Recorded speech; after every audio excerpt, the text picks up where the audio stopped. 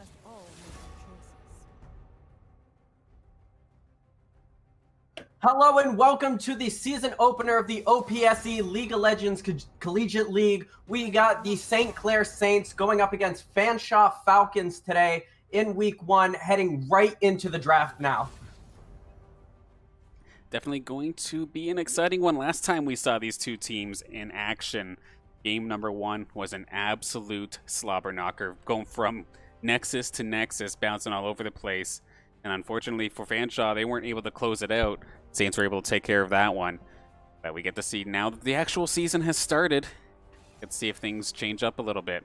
Of course, my name is Dan Banner, also known as Mr. Danners, and alongside me today, we have Buns here for your very first cast here on the Saints stream. How you doing, man? Doing good. I'm excited to cast. I haven't been affiliated with St. Clair yet, but I'm really excited to be.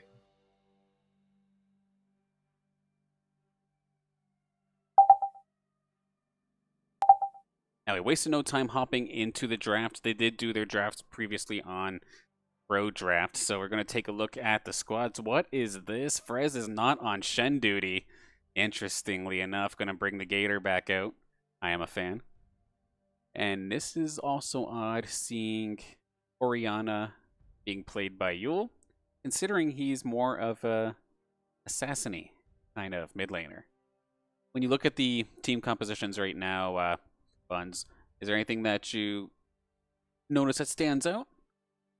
What stands out to me is the double AP combo coming from the mid-jungle duo on the side of St. Clair, and a lot of engage potential coming out from Fanshawe with the Hecarim as well as the Rakan ultimates. As soon as you hit 6, look to see a lot of long engages, especially with the Ezreal ult. Definitely makes sense. See the pony go charging in and whatnot, and of course Urgot has that sort of long-range execution if they can burst somebody down, get them out of the fight nice and quick. Then looking on St. Clair's side, we do have Renekton for the ball delivery service there from Mule. Lazi playing Senna. And of course, one thing I never did mention, or I think I might have mentioned before, can't remember though, is that this is the main season for OPSE. We are no longer in preseason. This one is for all the marbles, so to speak. Looking forward to seeing how these teams handle the actual season. Quickly throwing it back to the champions selected here, of course. We have Trick on Irelia, who we've seen him play pretty consistently through the preseason. And then we may have seen Miansfu's Thresh once during preseason. But it's not a Nautilus, which is a little bit different, because we know Saints love that Nautilus. Yeah, hard CC with the Nautilus. Thresh does provide a little tiny bit more range at the cost of the width of his skill shot, but still definitely a lot of softer CC, especially with the box. Right. Now, in terms of the late game, in terms of scaling, what are we looking at here? Because I know I try to watch as much League as I can here, but sometimes in terms of extra little details, as things slip my mind. Does Urgot scale, or is he just an abuser, like lane bully? Urgot's mostly a lane bully. The one thing to note is that on the side of St. Clair, we have infinite scaling on both the Senna and the Thresh. Right. However, if Akali gets into the back line, it's going to be a nightmare for the Oriana. Makes sense. And I do want to quickly also introduce our opponents here. From the side of Fanshawe, we do have Boar, we have Cavalry, OPSE, Fungus Blast, and 2 Pump. I'm surprised. I thought Fanshawe had a Singed 1 trick. And looking over at the bans for St. Clair's side too, they did ban Singed, so they were expecting to play that 1 trick, and we don't see him here today. Although this game did start kind of late, so maybe they had to pull from their reserves to make sure this game even happened. Yeah, I haven't seen Boar play in the preseason, so he might be a newer addition or something that worked out better in the top lane than a previous player who might be on their substitute. So I'm not sure if that was the singed one trick, or maybe they're just switching it up for the purpose of getting an early win in the season. All right, we're getting ready to load in. This one should definitely be interesting. Throwing it to us real quick here. First off, nice Detective Pikachu. Love it, the background there. But Thank you. I don't know. It's been already, the match hasn't even started, and it's been an interesting broadcast so far. But of course, before we do hop into the match itself, I do want to, of course, thank the sponsors that make Saints Gaming possible. Of course, that being St. Clair College itself, the St. Clair Alumni Association, SRC, Zuckerman School of Business and IT, C Outlet, and Tim Hortons. All right, so looking at the screen here, if skins get wins, who's got the nicest skin so far? The true analysis going on here. I mean, I got a soft spot for High Noon Thresh. The sound effects of that skin, hearing that whip crack every time he autos, just, yeah, I don't know. It's just a nice spot for me. Fair enough, fair enough. See, getting ready to hop into things. Finally, 30 minutes later, we're finally going to get ourselves a match.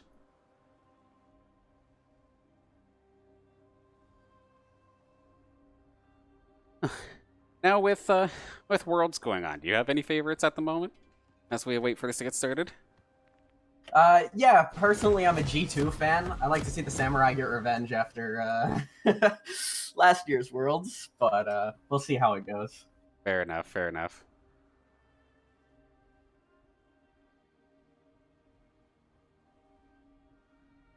Now, of course, just to add on with how this broadcast has been going so far, we have ourselves a pause to start things off. So Fanshawe finally get into the game, but it looks like they're pausing right away. And okay, thank God. We're getting right back into it, looks like. So Renekton versus Urgot in the top lane. How does that matchup phase out here, considering both of these champions then like to be lane bullies of sorts? It's going to be a bit of a sustain fight. Both of them have pretty decent sustain, especially after level 6. There's a lot that Renekton can do to just keep farming without having to go back anytime soon. But again, the pushing from Urgot is so difficult to withstand. Definitely makes sense. Then in the mid lane, we'll probably just see you'll stay back, maybe harass with a little bit of auto attacks, however, try to avoid any sort of engages with OPSE, I would assume. Yeah, the Orianna has such fast wave clear that she can harass a little bit every time the Akali does reach out to attack because she has melee range. True, true. Then down on bot side, I feel like both of these, or all these, actually hang on a second, why doesn't 2Pump have any items? I don't think that's a real play. Yeah, that might be a mistake. They did go for an early invade so far, but they're on a ward. Yeah, gonna get caught out, or called out anyway, essentially right away. Trick going to know where Cavalry is, what he's up to, and in fact goes for an invade himself to try and counteract that. Yeah, it's very peculiar to see the Rakan with no items. Won't be getting the early gold boost to execute the minions with the Relic Shield. Won't be able to get those wards as fast as the Thresh either. That is either the ultimate disrespect or an absolute accident. As you see on the screen, just a little bit of harass out of the Orianna here in the mid lane as she pushes the wave in pretty far, gets the whole first wave. Yeah, early on here, looks like OPSE having a bit of a hard time, but could possibly look to trade things back. But now, of course, you can go invisible, so no auto attacks for you. One thing to note is the location of both junglers. Both are poised to make a gank on opposite sides of the map here. And as I say that, Trick decides to back off, and it looks like Hecarim will reset. Yeah. As a skirmish goes on in the top lane. Yeah, just back and forth, basically keeping it even between the two. However, Frez doing a fantastic job CSing so far in this match. 19-8 already.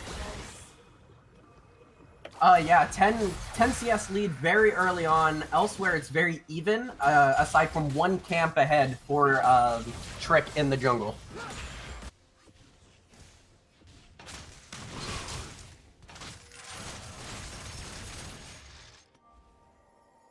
On a note, the Rakan now does have items. Yeah, did finally get the chance to go back and snag it up, so...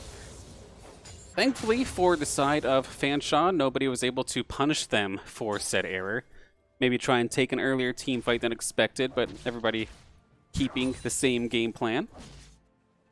It could be because of where Trick started in his jungle, going for the red invade. And we see him up top, just kind of hovering around, seeing if Boar will overextend himself a little bit. But not going to be the case. If anything, it's Frez who's going to be going in. A little bit of a rough trade. Might not want to try that one again. Yeah, using the dash a little early, trying to cut down the distance, but then he loses the ability to escape some of the slows that Urgot has. Yeah. Yeah, I don't know if it's now that Boar has all of his abilities or what, but he's been able to win a little bit more of these trades. That's some decent damage coming down onto Frez. However, it's going to be a gank as well from Cavalry. Frez forced to flash away. They're going to opt to try and dive. No, maybe not. A little bit too squishy to try and make it work. They're going to give Frez a chance to walk it off. Did trade the Ghost for the flash there, as we have a little bit of a skirmish in the bot lane. However, the death sentence was whiffed on the Rakan in the bush. Yeah, trying to hook the Ezreal is always a tough task to begin with, let alone if he's in a bush. So, going to be able to get their way back here. No flashes burned, no critical resources taken away in that engagement. St. Clair's been able to just slowly but surely get themselves back up in terms of health. They still got plenty of cookies, but so does Fanshawe. They took a decent chunk, but they sit back for a moment. They should be okay. Meanwhile, mid lane, a little bit of damage. Fuel's got to be careful. Little thing to note is Boar went straight for the Executioner's Calling with the defensive itemization as fast as possible against the Renekton. Okay, shut that harass down, I suppose. Just farm your way back there, but at the same time, if you aren't exactly the best of scalers, is just sitting back farming going to really help you? We'll have to see. Meanwhile, mid lane, the gank in play. There is a flash. Yule's going to try his best to get away. Not going to happen. That's going to be first blood for Fanshawe.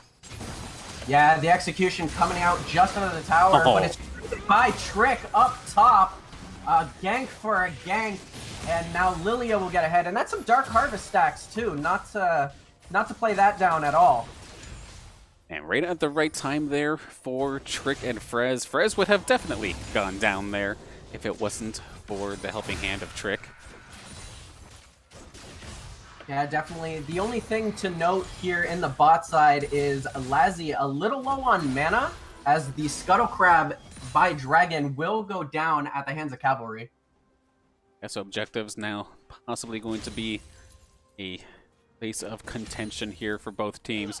We do see Cavalry just hanging around. Yule is possibly thinking something's up, and I think he ran across a ward, so you know that the mid laner was either going for a defensive ward or roaming, but they're all just going to opt to back up and maybe come back and start looking at Dragon.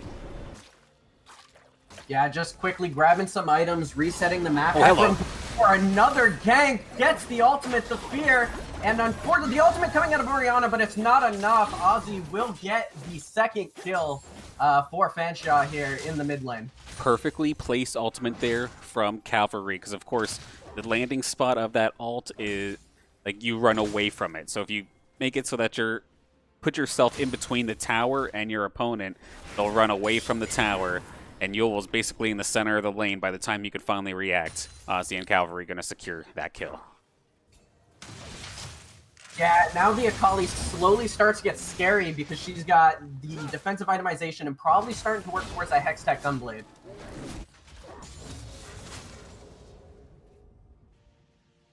That can definitely be nerve-wracking and a rough start for Yule. One of the first times we see him on a non-assassin or non-aggressive champion.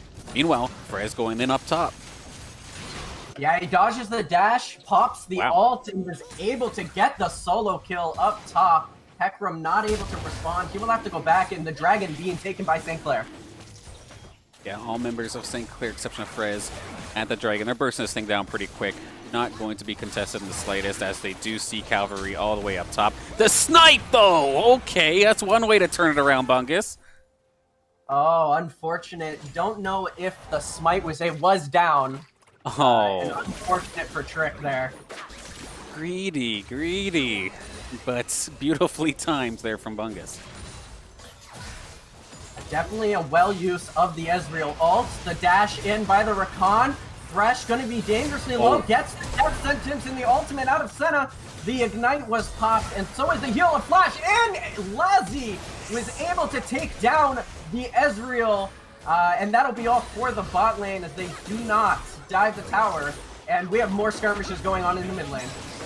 You're probably looking for a chance to get some revenge. Sleepy time here for Ozzy's Akali, and down it goes. Yule gonna finally answer a kill back. Breaking out across the map after the dragon checking in. A small gold lead for the Saints so far, as they've been able to farm pretty well as get those 2 kills. Uh-oh, a little bit of an overstep here from Frez, however, and Boar is going to get himself a really well-needed boost back into this game because he was getting dominated on all fronts up here. And still down an assist and about 20 farm, but that'll definitely put him back in to contention here and start putting him back online in this game. Yeah, at least it's not a complete runaway up here in the top lane. Yeah, so Blue gets donated over to Ul on the Orianna, a very mana-hungry champ. She'll be able to harass the mind out of Ozzy here. Yeah, this will definitely be brutal. Being able to constantly move the ball around, shield yourself, and just tack on extra damage with what seems like no penalty is just Orianna players' dream there. Yeah, Hecarim did look for an in-lane gank in the bot side, but it looked it was sniffed out. And good position from the St. Clair bot lane to avoid a potential disaster. I'm just still in awe over that Dragon Steal that we saw a couple minutes ago. Like, that would have been the ticket for St. Clair to really start snowballing this lead. But Bungus Blast timing that properly, keeping them honest, as we're just barely over a 1,000 gold lead at the 10 or 11 minute mark now.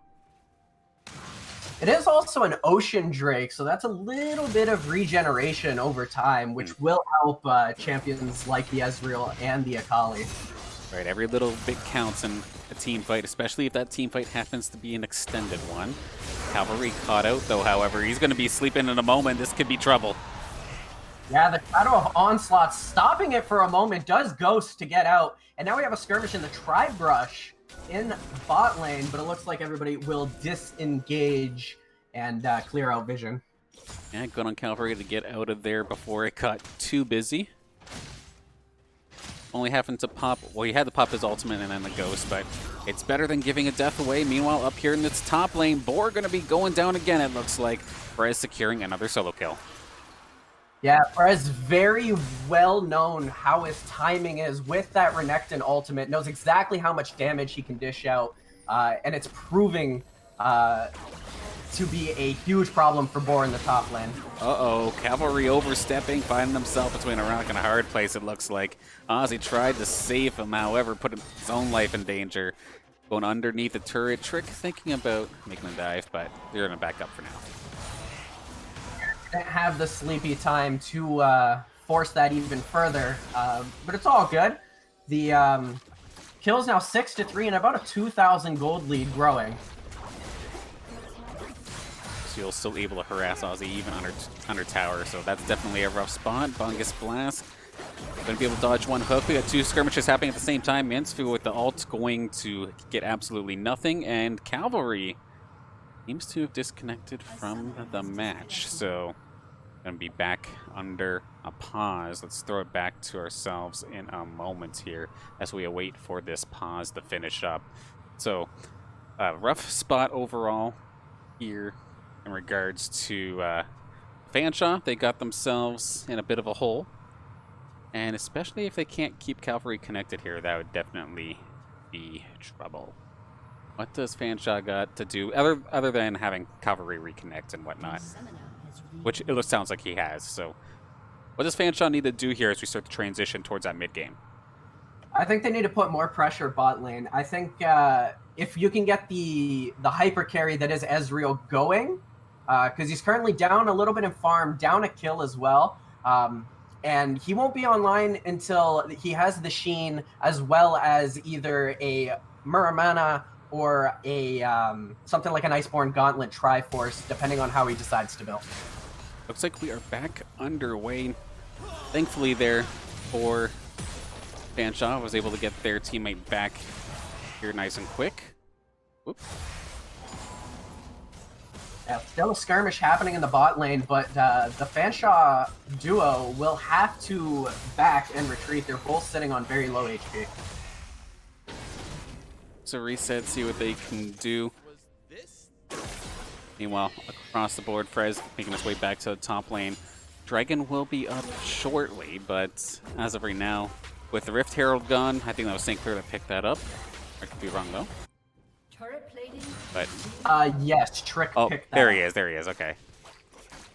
I was looking for the icon and I lost it, but yeah, so St. Clair getting all the objectives so far. Other than, of course, the dragon that was stolen. He will pop it to get some turret plates for himself and Ul in the mid lane, as well as first tower. Okay, 2Pump might be thinking that he's being sneaky. Meanwhile, it's going to be ourselves a 3-on-3 Trick in the background. Going to be staying alive. Barely Trick going to find the kill onto Cavalry. Frez has joined the party. Just a matter of dealing with the Akali. OPSE going to try and get one, but it's going to be answered right back. Refragged, basically, by Yul. Yeah, an absolutely beautiful death sentence from Nyansfo to grab the Hecarim out of the three that were there and stop the potential dive from getting even worse. Yeah, he was right on Trick's tail, so it could have landed in an earlier kill onto Trick nonetheless. Or tries to get something started, however, Frey's going to turn this around. I don't think he's in execution range yet. Or tried to make it happen, but was not enough. So they're just going to trade ultis, trade resources. But it's going to go into Frez's favor, and he's going to be able to push that top lane. Yeah, he'll get the tower, trade flash for flash, as well as the dragon going towards the Saints. I believe Yul picked that up. It is an Infernal, and I'm not sure which soul we'll have. I believe it's Cloud? Your guess is good as mine on that one, unfortunately. The souls in the dragon system is still something I'm figuring out to this day. I've had to ask the assistant coach a couple times, but still no dice. Yeah, I believe by the way the terrain looks, it should be a Cloud Soul. Mountain usually spawns a bunch of extra terrain. A skirmish here happening in the bot lane, but 2Pump will E back to safety. But Hecarim is coming in. I was thinking about it, but the team must have called that one off because, yeah, it didn't go any further than that. 2Pump kind of showed their hands a little bit there, diving in before the Hecarim was ready. It took like half his health and damage before the engage even happened. Good ulti there, but a shutdown, it's not enough. Just the shutdown for OPSE in the mid lane. That was a 600 gold shutdown. Yeah, after getting a couple additional kills under OPSE's belt, definitely on fire now, able to get some solo kills even onto Yul. Ezreal ulti not doing too much there, just clearing some minions, but they will still lose the bot tower, and all three towers have gone in favor of St. Clair. Yeah, so based on those objectives, St. Clair able to get themselves a nice lead gold-wise so far in this game. Kills are pretty close. You can tell that some of these other champions on the side of Fanshawe are starting to ramp up. Starting to get warmed up and good to go. With OPSE getting crafty with some 1v1s. August Blast and 2-Pump are looking to start maybe getting a little bit aggressive. But like you're saying before, this infinite scaling coming out of St. Clair could put a timer on their head. Yeah, definitely. The Ezreal is starting to get online, does have the Sheen, and is stacking the Manamune right now.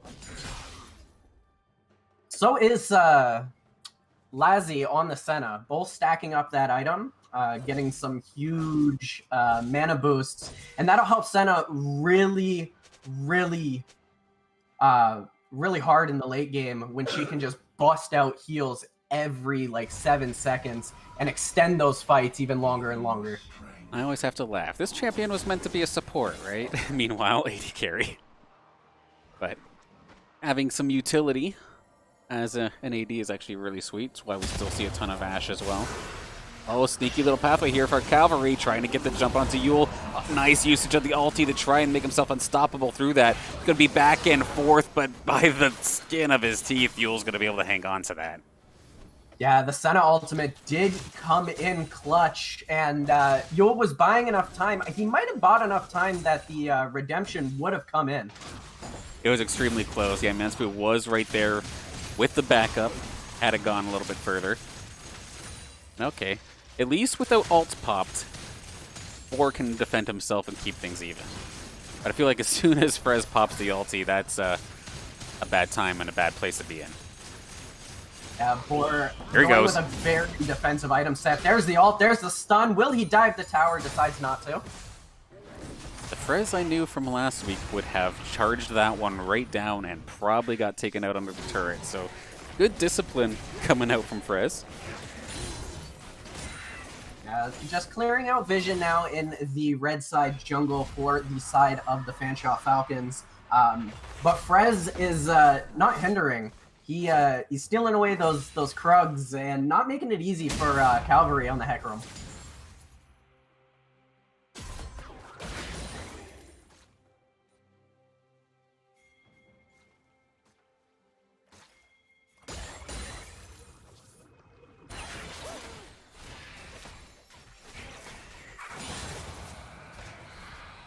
As you see core items starting to come in, it looks like the Yomus and the Manamune for the Senna.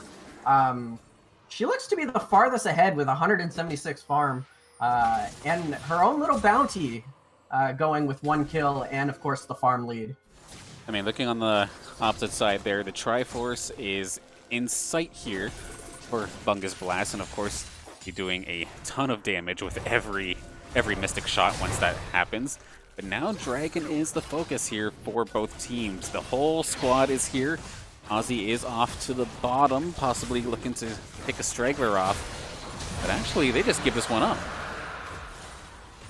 Yeah, I don't think they were in too much of a position being behind 6,000 gold to force anything. Plus, the Hecarim was not in the area. He actually uses the ultimate to get away from the pressure mid lane.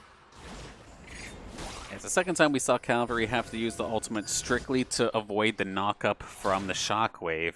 But it's good heads-up play, but you obviously don't want to have to do that, especially if you just get ganked the second time around. A little bit of a greedy pathing from Cavalry. Gonna force him to get taken out once again, and possibly more here about to go down if Fanshawe isn't careful. Yeah, not having the ghost up, and now St. Clair looking towards an early Baron. The 21-minute Baron would be extremely huge for this squad, having forced the Hecarim to respawn. It's just up to Bungus Blast to see if he can steal this one away.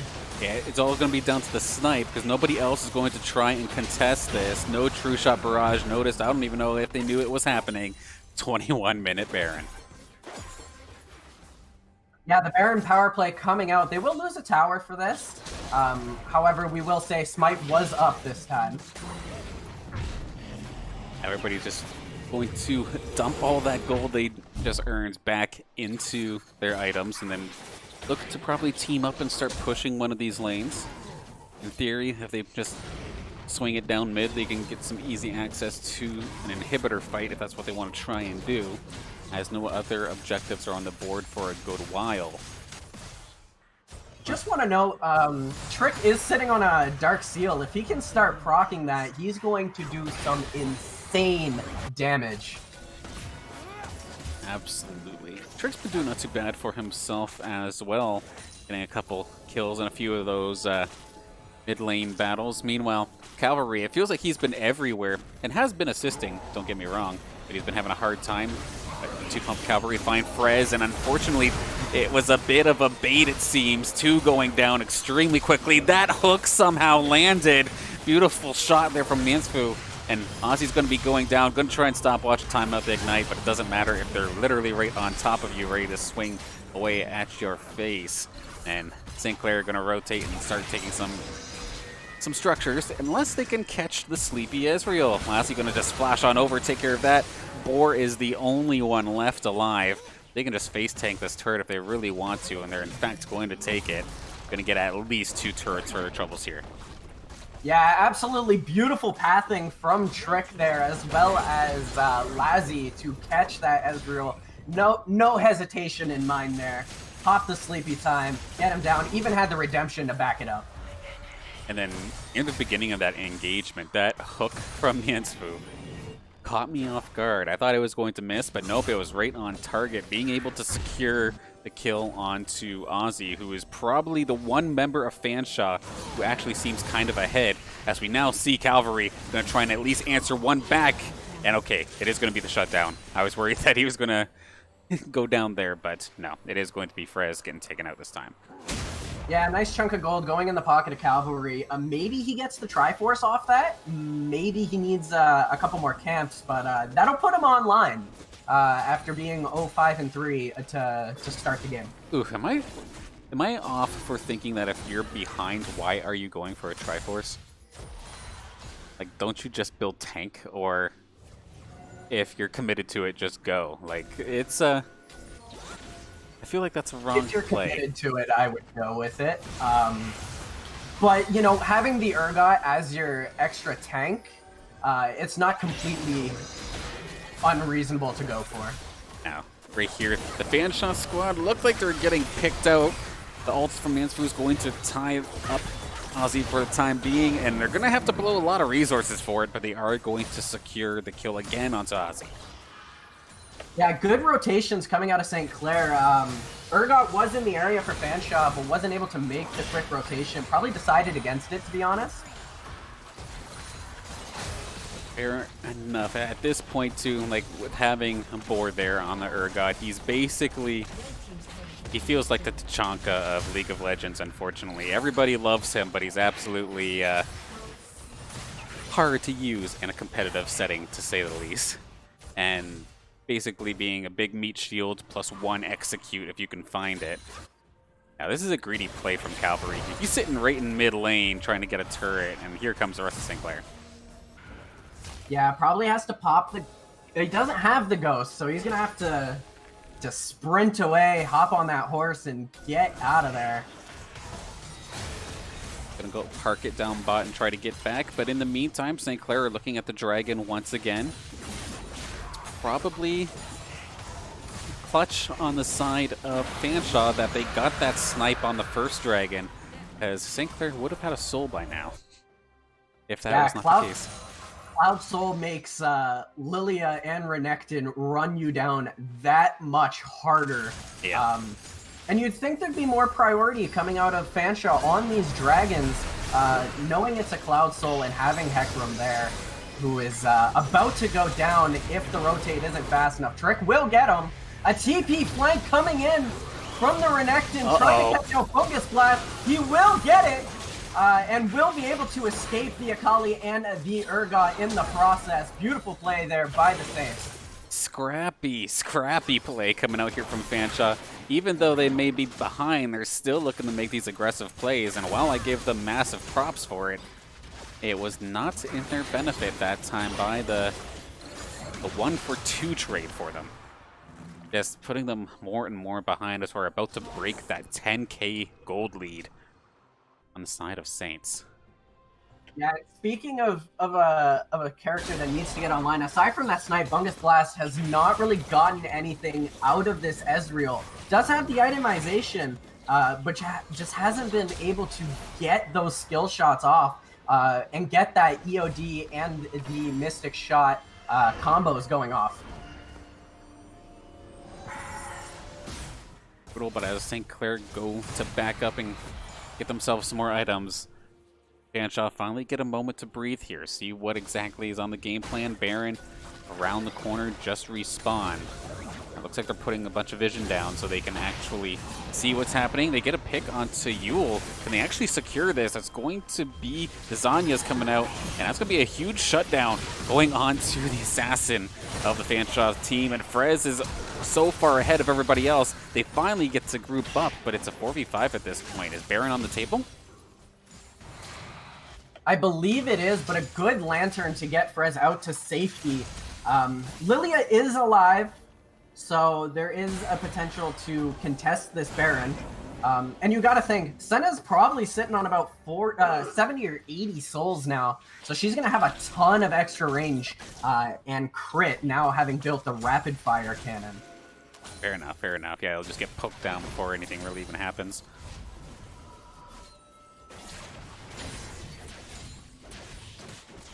Looking on the other side, for Fanshawe, they're going to have to do everything they can to absolutely snowball and enable Akali to make all the plays.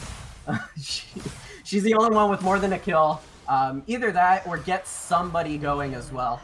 Because I don't think the Akali will be able to 1v9 with a lot of the CC that St. Clair has on their side.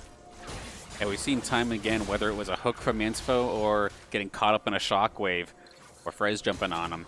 Like, they've been doing a solid job of shutting OPSE down over and over again, taking them out of the fight before an actual team fight even really gets started, and having your current strongest player taken out of a team fight before anything even gets underway is definitely not how you want to start trying to take team fights or take an objective. If OPSE gets left alone, however, very well could shred the Saints to bits. But Saints have definitely been vigilant about that. Yeah, almost the steal there from Trick on that red buff.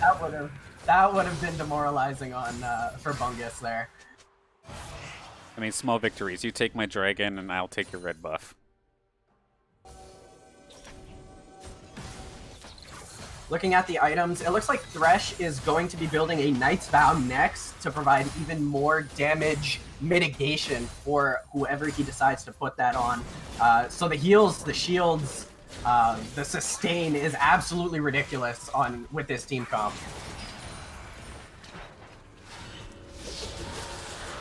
Makes sense. The purest of supports coming out here from Inspo. Doesn't mind if he's not the one doing damage, but he's the one supporting his teammates, making them go absolutely crazy. Has the redemption ready for heals, and if he does get the additional shield and armor, I think he said, I can't remember, but the absolute that's damage mitigation. Yeah. Damage mitigation, that's what it is. Yes, thank you. We're poised for a dragon fight. The dragon's got to be spawning soon. There it is. Dragon number 4, and that's a pretty decent pick. Do they want to go for it? Normally, I would say dive in, go take out the AD carry, but at the same time, unfortunately, Bungus Blast is not a paperweight, but not going too hot. It's getting low. It's going to be picked up by Cavalry. Bungus barely hanging on in the background. Lassie trying to chase him down. It's going to be Yuldo challenge. Not stopwatch. That's Zanya's coming in clutch. Does get traded out 1-for-1, however. It's a very scrappy fight, and actually, this is exactly the fight that Fanshawe kind of needed. It allowed OPSE to just run rampant through the St. Clair squad. Carries down, Trick down, and now it's just the supports and tanks left here for St. Clair. Nice fight, Fanshawe. Yeah, it was a 2-for-3 trade, and you know, it all started with a couple of hooks from the Thresh. He actually pulled the Ezreal from the back of the Akali Shroud, which was impressive. Again, these hooks are absolutely amazing. But I I think 2 more kills were picked up by OPSE, so he's going to be absolutely online now with the Morello Nomicon to counteract the Senna and the Renekton heals. It was a little bit awkward because Lassie went to use his flash to try and secure the kill onto Bungus, but by doing that, left him wide open for OPSE with no escapes. Had a heal, but you can only heal throw so much burst damage. So OPSE taking care of that. And good target selection, target priority coming out here from Fanshawe. Keeping Saints honest. Zoning too. Zoning was key. Trick was absolutely trapped in the back of that Dragon Pit. And now we might have another fight for Baron here coming up in just a second. I mean, it would be impressive if we seen the absolute reverse happen from what we saw in the preseason between these two teams. Where Fanshawe had a game, like it looked like it was impossible to lose. But actually, hang on a second. I'm gonna hold that thought as we get into a bit of a skirmish here near the blue buff of St. Clair's side. Another hook from Ansfu onto Boar, hanging on by a thread, not going to survive it. You're gonna take him down. Frez is on pursuit of the Akali. OPSE is in the middle of everybody, but in the shroud. Does get taken down, however. That's going to be Yule securing that one. The ult away from Cavalry, however, Saints are on pursuit. Frez leading the charge with the rest of the team as 3 members of Fanshawe go down. Baron's open. A little bit of a mistake there from Cavalry. When he used the Onslaught of Shadows, he was trapped by the Senna stun and stunned Bungus Blast in the process. Unfortunate one there for Fanshawe after having such a good team fight. The jungle, the close quarters battle of the jungle, just unfortunately not suited for him. And this is going to be Baron going over. Actually, Cavalry is there, has Smite ready. 50-50 is possible. A whiffed setup there from St. Clair. A lot of their resources burned here. Frez is on the wrong side, but they did zone Cavalry out enough to secure Baron, and now it's just a matter of moving forward with this. Power play engaged. Yeah, Cavalry has very little space to run. I'm not sure if he can get away. He's going to go take a quick back to the fountain at the hands of Lassie, and I think 2Pump's going to follow him as well. Yeah, some reinforcements have arrived. They're going to try and blow up Trick, and they're going to be successful in doing so. OPSE going to finish one off. They're going to be chasing onto Frez. Not sure if you want to jump on the Gator, but he's going to Lantern out anyway.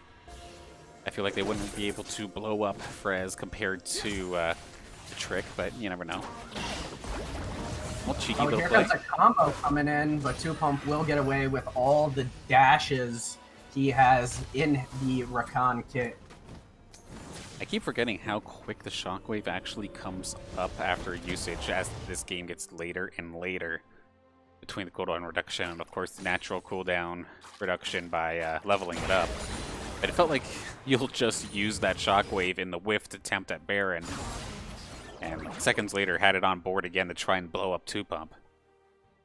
Yeah, having the Spellbinder cooldown reduction as well as 3 points in the ult at level 17, that ult's probably on about a 60-second cooldown, 65-second cooldown.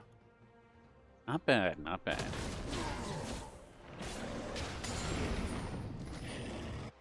Next objective on the map would be Dragon coming back once again. 2Pump, Auto, going to be forced to go back to base, otherwise he's going to stick this team fight with less than half HP. And Saints are pushing forward while also kind of splitting their attention towards Dragon, at least getting some vision around it. That range from that Senna auto hit him from outside tower range onto Bungus Blast there. That is the power of the scaling Senna with all these souls as well as the rapid fire cannon. Definitely hard to deal with, but if everybody else is diving in and you're in the back line, what seems like safe and sound, sure, that sounds good and all, but what if they flank you? And that's exactly the idea from Cavalry as he charges in. But right now, it's Yule and Lassie getting jumped on by 2Pump, but 2Pump goes down pretty well instantly. They find the hook through the smoke again. 3 members down from Fanshawe. A great flank there from the Hecarim, but he got sleepy timed, and his only defensive item is the Guardian Angel right now and the boots. So unfortunately, this might be game. They're charging it down right up the middle of the map, going for the Nexus, and that'll do it. A 36-minute game. St. Clair will take game 1. That might have been the hero play they needed, but it was a little bit too early. It feels like they weren't exactly um, under turret at that point. They were kind of off to the side and in the open. Yes, he got the jump on the carries, but nobody else seemed to have been ready there for Fanshawe. So solid try there from Cavalry, solid try from Fanshawe, but St. Clair going to take this one somewhat convincingly as we get ready for game number 2. What do you think about that one? Yeah, close game early on, but again, 2 or 3 fights for St. Clair really turned the tide there, forcing a 10k gold lead and some Hail Mary plays coming out of Fanshawe. One worked, gave them a dragon, gave them, 3 kills there, but unfortunately lost it, gave up a second Baron, and that was just the end of it for them. Yeah, there's definitely some moments of brilliance, but consistently, it seemed like St. Clair were on top of things in regards to that match. But they'll have another chance to get this thing moving as we have ourselves a best of 3, of course. So we'll be going to game 2 very shortly. Stick around, we won't be long.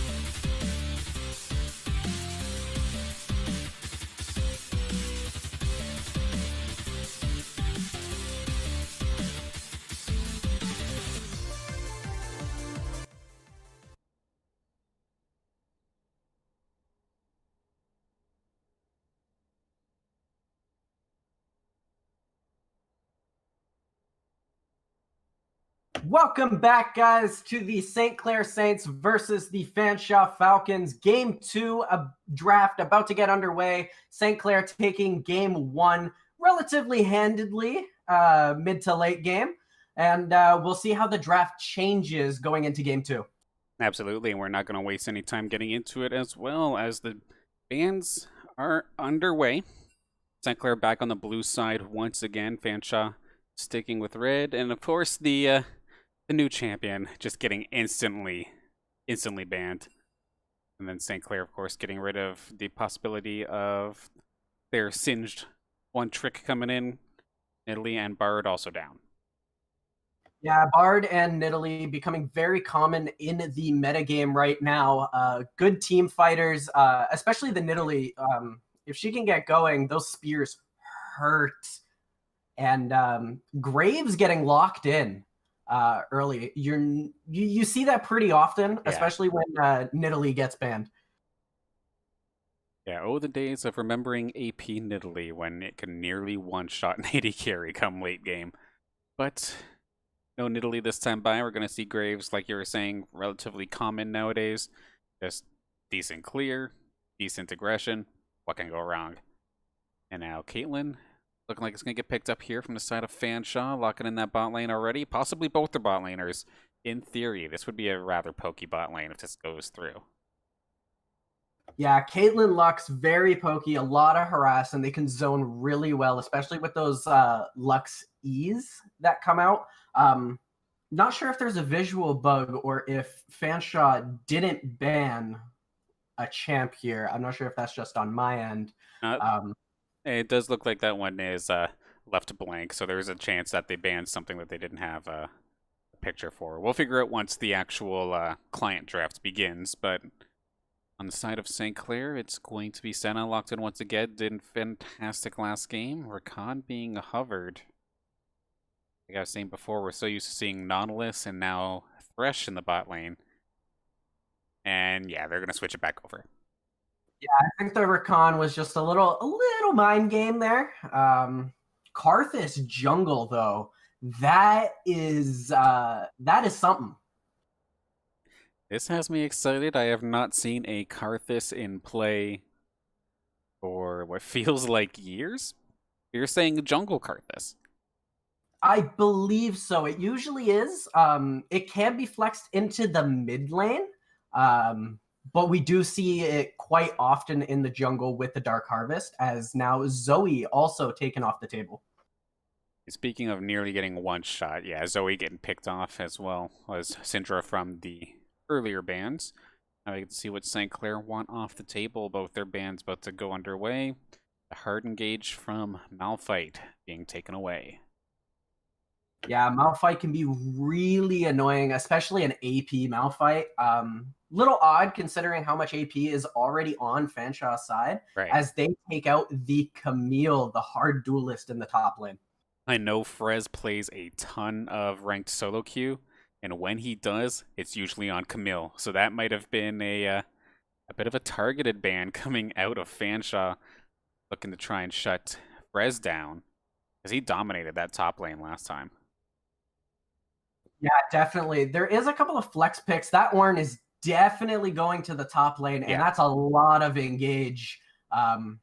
Again, still the Karthus and the Lux could be flexed into the mid. Karthus mid jungle, Lux obviously support. And the Mordekaiser hover, that could definitely take away a lot of the playmaking from this Ornn. Definitely be exciting. We haven't seen Frez on Mord yet, but of course not locked in yet. That could get switched up last second rather. And it is going to get locked in, so a new one here for this season opener. Oh, don't play with my heart. Are we going to see the middle sticks? The fiddlesticks hover. Just teasing me a little bit. Love this champion, but I highly doubt that it's going to be locked in. That's what I thought. Yeah, why you tease me like this? Why? But it's going to be Ori in the mid lane and Irelia. Irelia almost guarantees that this Karthus will be going into the jungle. And with Syndra banned, Orianna is a very good mid laner. They both play a very similar style in terms of a team fight. Both hard pushing, Definitely clear those waves very fast to enable your jungle. But Irelia can do quite a bit with the dashes and does have a little bit of assassin work in there. So it's going to be another mage versus assassin in the mid lane. But again, Karthus is very scary once he hits level 3 as well. But fiddlesticks. No, unfortunately, not actually competitively viable. I wish, but definitely it all makes sense. A solid team composition coming out here from St. Clair. An interesting one on the side of Fanshawe, to say the least, as we now take a look at what would be the actual in-game. And we get to see, oh, it was a Irelia ban, so okay, just Pro Draft didn't have that figured out. So yeah, Trick had been playing a ton of Irelia, so that definitely makes sense. And it makes sense then why the Graves was picked up as well.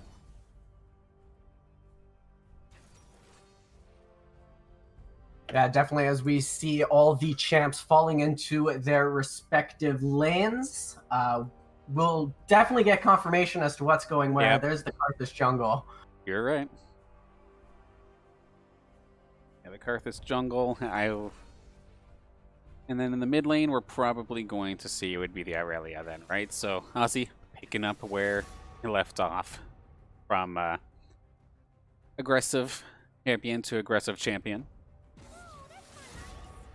Yeah, the Irelia resets on those dashes. She can definitely make her way into the back line. A little bit harder to do that in the jungle, though. Like, I mean, I was throwing smokes last game, and I was still getting hooked, so I might as well just drop it and use some other utility. Because OPSE, how many times do we see him get picked out of a shroud? Yeah, those hooks were absolutely bananas coming out of Fanshawe last game. And then I do like the adjustments here from the side of Fanshawe with Bungus picking up Caitlyn instead. Something a little less skill shot oriented, and something that like will still like kind of scale as the game goes on, and not have to rely so heavily on landing those skill shots and whatnot. And gives you a little bit of extra grass during the laning phase as well, especially with Lux, who might as well be a secret AP carry in the support role at some points. Depending on how you build her, of course.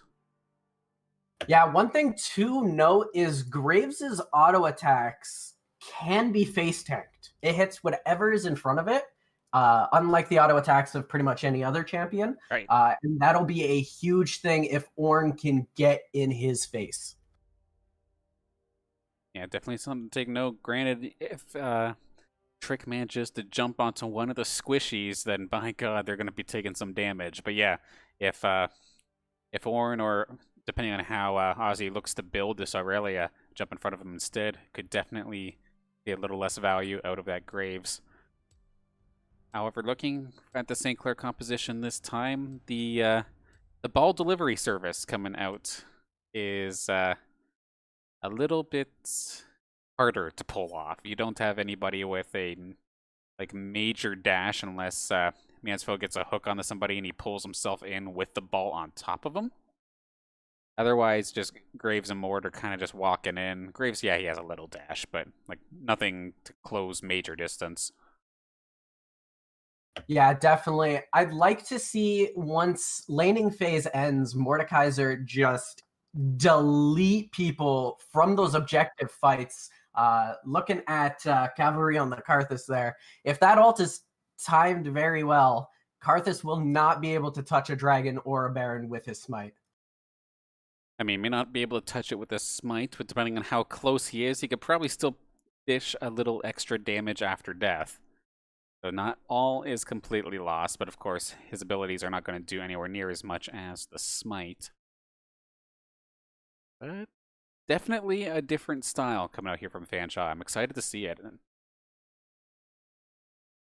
Yeah, definitely. Look to see a couple of QSS items built for some of the champions like Caitlyn, like Irelia, to get rid of those Thresh hooks, as well as the Mordekaiser ults, if that comes into play. Throwing it back to us for a few moments as we get ready to hop into this next round. So, what do you think about Lux as a support? Personally, I feel like she's the kind of champion that's, like back in the day where, I got stuck in the support role. I'm going to play Lux support, guys, and meanwhile you build her like full AP. Is there anything that's come around for her to be more suited for support? I still think she's more suited as a mid laner. I recently watched a Lux one trick against a Fizz who absolutely took control of the lane, which I was surprised because Lux have so much mobility. But you still do tend to see some mage supports coming out. Usually it's something like a Morgana that has that incredibly long snare. Right. But I believe the Lux can work. It's similar but different style of utility. You can stun 2 enemies as opposed to 1 for double the length. You have the slow, you have a little bit of shield. But when it comes down to it, Lux plays very similar, I feel, to a Brand in terms of just zone, get your ADC to just farm, and then let the ADC do the work as soon as you get a single bit of CC down. As it gets to the later game then, would she be still strictly putting support items on there, or is she going to sacrifice some of that for damage items? You do sacrifice a little bit of utility for the damage. Something you wouldn't be surprised to see a Luden's Echo being built on Lux, even in the support role. Interesting. Okay. Yeah. Thank you, of course, for for commentating in general here today, but bringing the extra knowledge, being a consistent knowledge here of League of Legends. As I know personally, I am absolutely all over the place. That's why I keep asking you all these questions, because of all these little details what makes this game so amazing. I'm thankful that you could point them out for us. Yeah, I do my best. I'm not the most proficient League of Legends player, but what is this level 1 coming out from St. Clair? And we're going to have to see it because this is a little cheeky. So we switch on in, and we see everybody running it top, oddly enough. 30 seconds until minions spawn. It'd be very interesting. This could absolutely scare. Ooh, was the Ori ball a little too early? Oh, Hook misses its mark too, so at this point they have to know what's going on, right? Yeah, Ornn definitely has to make that call out, and it looks like the red will be traded. Or Irelia might be in trouble here if they decide to push it. Yeah, they're taking it all the way around the jungle.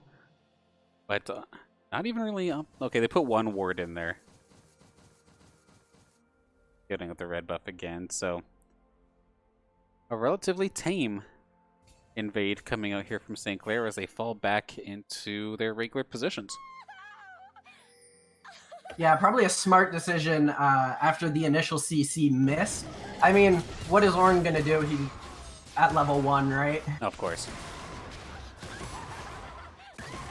There's always got to be one player spamming the emotes. Yes, the Lux laugh. Now in this mid lane, I feel like it's going to be essentially Deja Vu, even though it's a different champion on the side of OPSE, just going to be getting constantly harassed up until the point that Yule runs out of mana, and then that might be OPSE's opportunity to poke a little bit extra. But yeah, she is just a little harder to hit because of how fast she can really move inside the minion wave, of course. Right. Quick little level 2 there for Yule as well, so that pressure is just going to keep on going. Same thing up top here. Frez going to just trade out some damage, or going to keep it even at least. Mordekaiser shreds with that extra shield he gets too. It's absolutely ridiculous the damage he can put out early game as well. Bit of an invade coming out from Cavalry. Very confident, but at the same time, I guess you do see Trick on the other side as well, so they are just trading red buffs. We thought they were going to trade them a little bit earlier. Just right call, but a little bit later on. As we do see Cavalry still hanging down bots. And Trick move towards his blue. A little thing to note is the Guardian rune on the Lux. That's a little bit more of the support style you see instead of the Arcane Comet or the Summon Airy that the Zoning Lux would bring to the table. That is just so odd to me. Of course, I'm still trying to get used to this whole new Keystone system. But I feel like if you were going for this zony poke kind of support, wouldn't you want to kind of just go all in with that style? It feels like if you're strictly going for a support style, that there's many other champions to do the job, especially when you had something like you were saying before where Morgana plays a very similar role but is just more supporty. You'd be surprised. The Morgana also takes Guardian when she does Right. the in the support role. So it's not very rare to see it, but it does lose a little bit of damage, but gives you an extra bit of shield and sustain overall.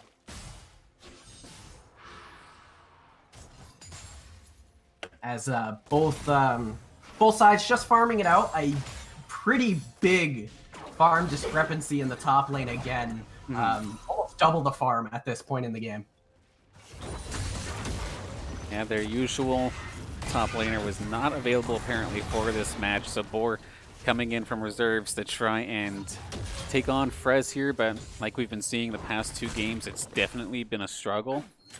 Getting solo killed a couple times. Eventually, as the game went on, in his last game as Urgot, he was pretty well like a non-factor as it got to the mid game. I don't remember seeing a single play coming from him really. It was just a big old beefy boy in the front line, but of course this one's still early. We gotta see what they can do for Boar up in the top lane. Yeah, but we figure now as he's on the Ornn, his job is to just be a beefy boy in the front lane. However, the later this game goes on, you're going to start to see those forge items come in, which will make a little bit of an item discrepancy no matter what happens, aside from, of course, the infinite scaling of the Senna and the Thresh, to kind of counteract some of those boosted stats from something like a boosted Sunfire Cape or a Death Crown, for instance. Right, I think as the assistant coach Tommy would put the ornaments on your teammates and make them go absolutely crazy. But meanwhile, this bot lane, Mansfu's hook kind of just smokes a minion. But there's a roam possibility here as Cavalry is here, but also Yule. So 3-on-3, but it's just going to be a double disengage from both sides. That being said, Lassie could just keep healing up Mansfu slowly but surely and can get him back into this fight nice and quick. Yeah, that's the beauty of the Senna. It does cost quite a bit of mana to pop those Qs, but you get so much sustain out of it that it's definitely worth it. And again, a skirmish here, and Ornn having to disengage, does have access to the Ram, the Call of the Forge God, but gonna save that for a team fight or a gank potential. Yeah, at least in regards to experience, Boar is right there with Frez. Saying neck and neck, level 6 to level 6. Yeah, he's not careful. This CS discrepancy is going to get brutal. Into this Shadow round, Call of the Forge God does come out, will hit, but again, under tower, they will have to disengage within the Shadow realm. Yeah, that was a panic ult if I've ever seen one from Boar, thinking that Frez was possibly going to make the tower dive happen. And Frez baits it out and then just backs right all the way back up, forcing the TP since that lane's getting pushed in.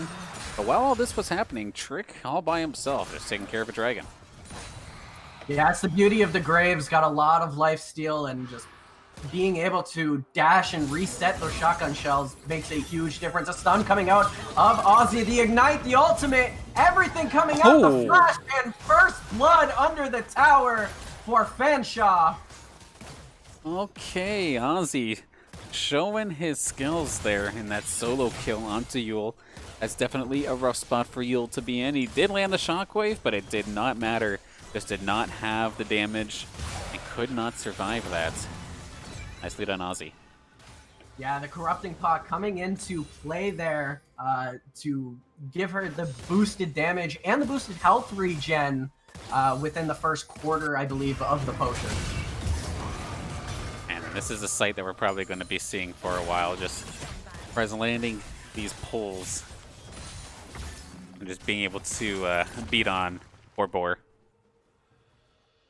Yeah, it's a rough time for Bor in the top lane, just getting absolutely smacked and not able to do much, as he's down almost 30 CS at 8 minutes so far.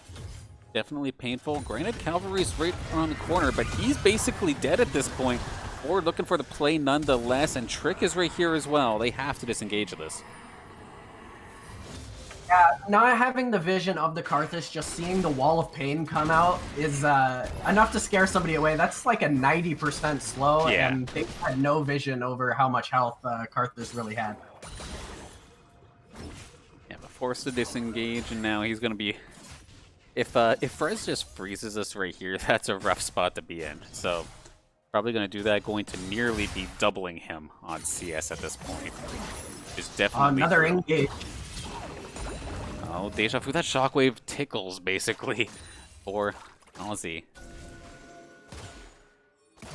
Yeah, Yule not having too many items, just the 2 amp tomes so far. Rift Herald did get picked up by Trick there.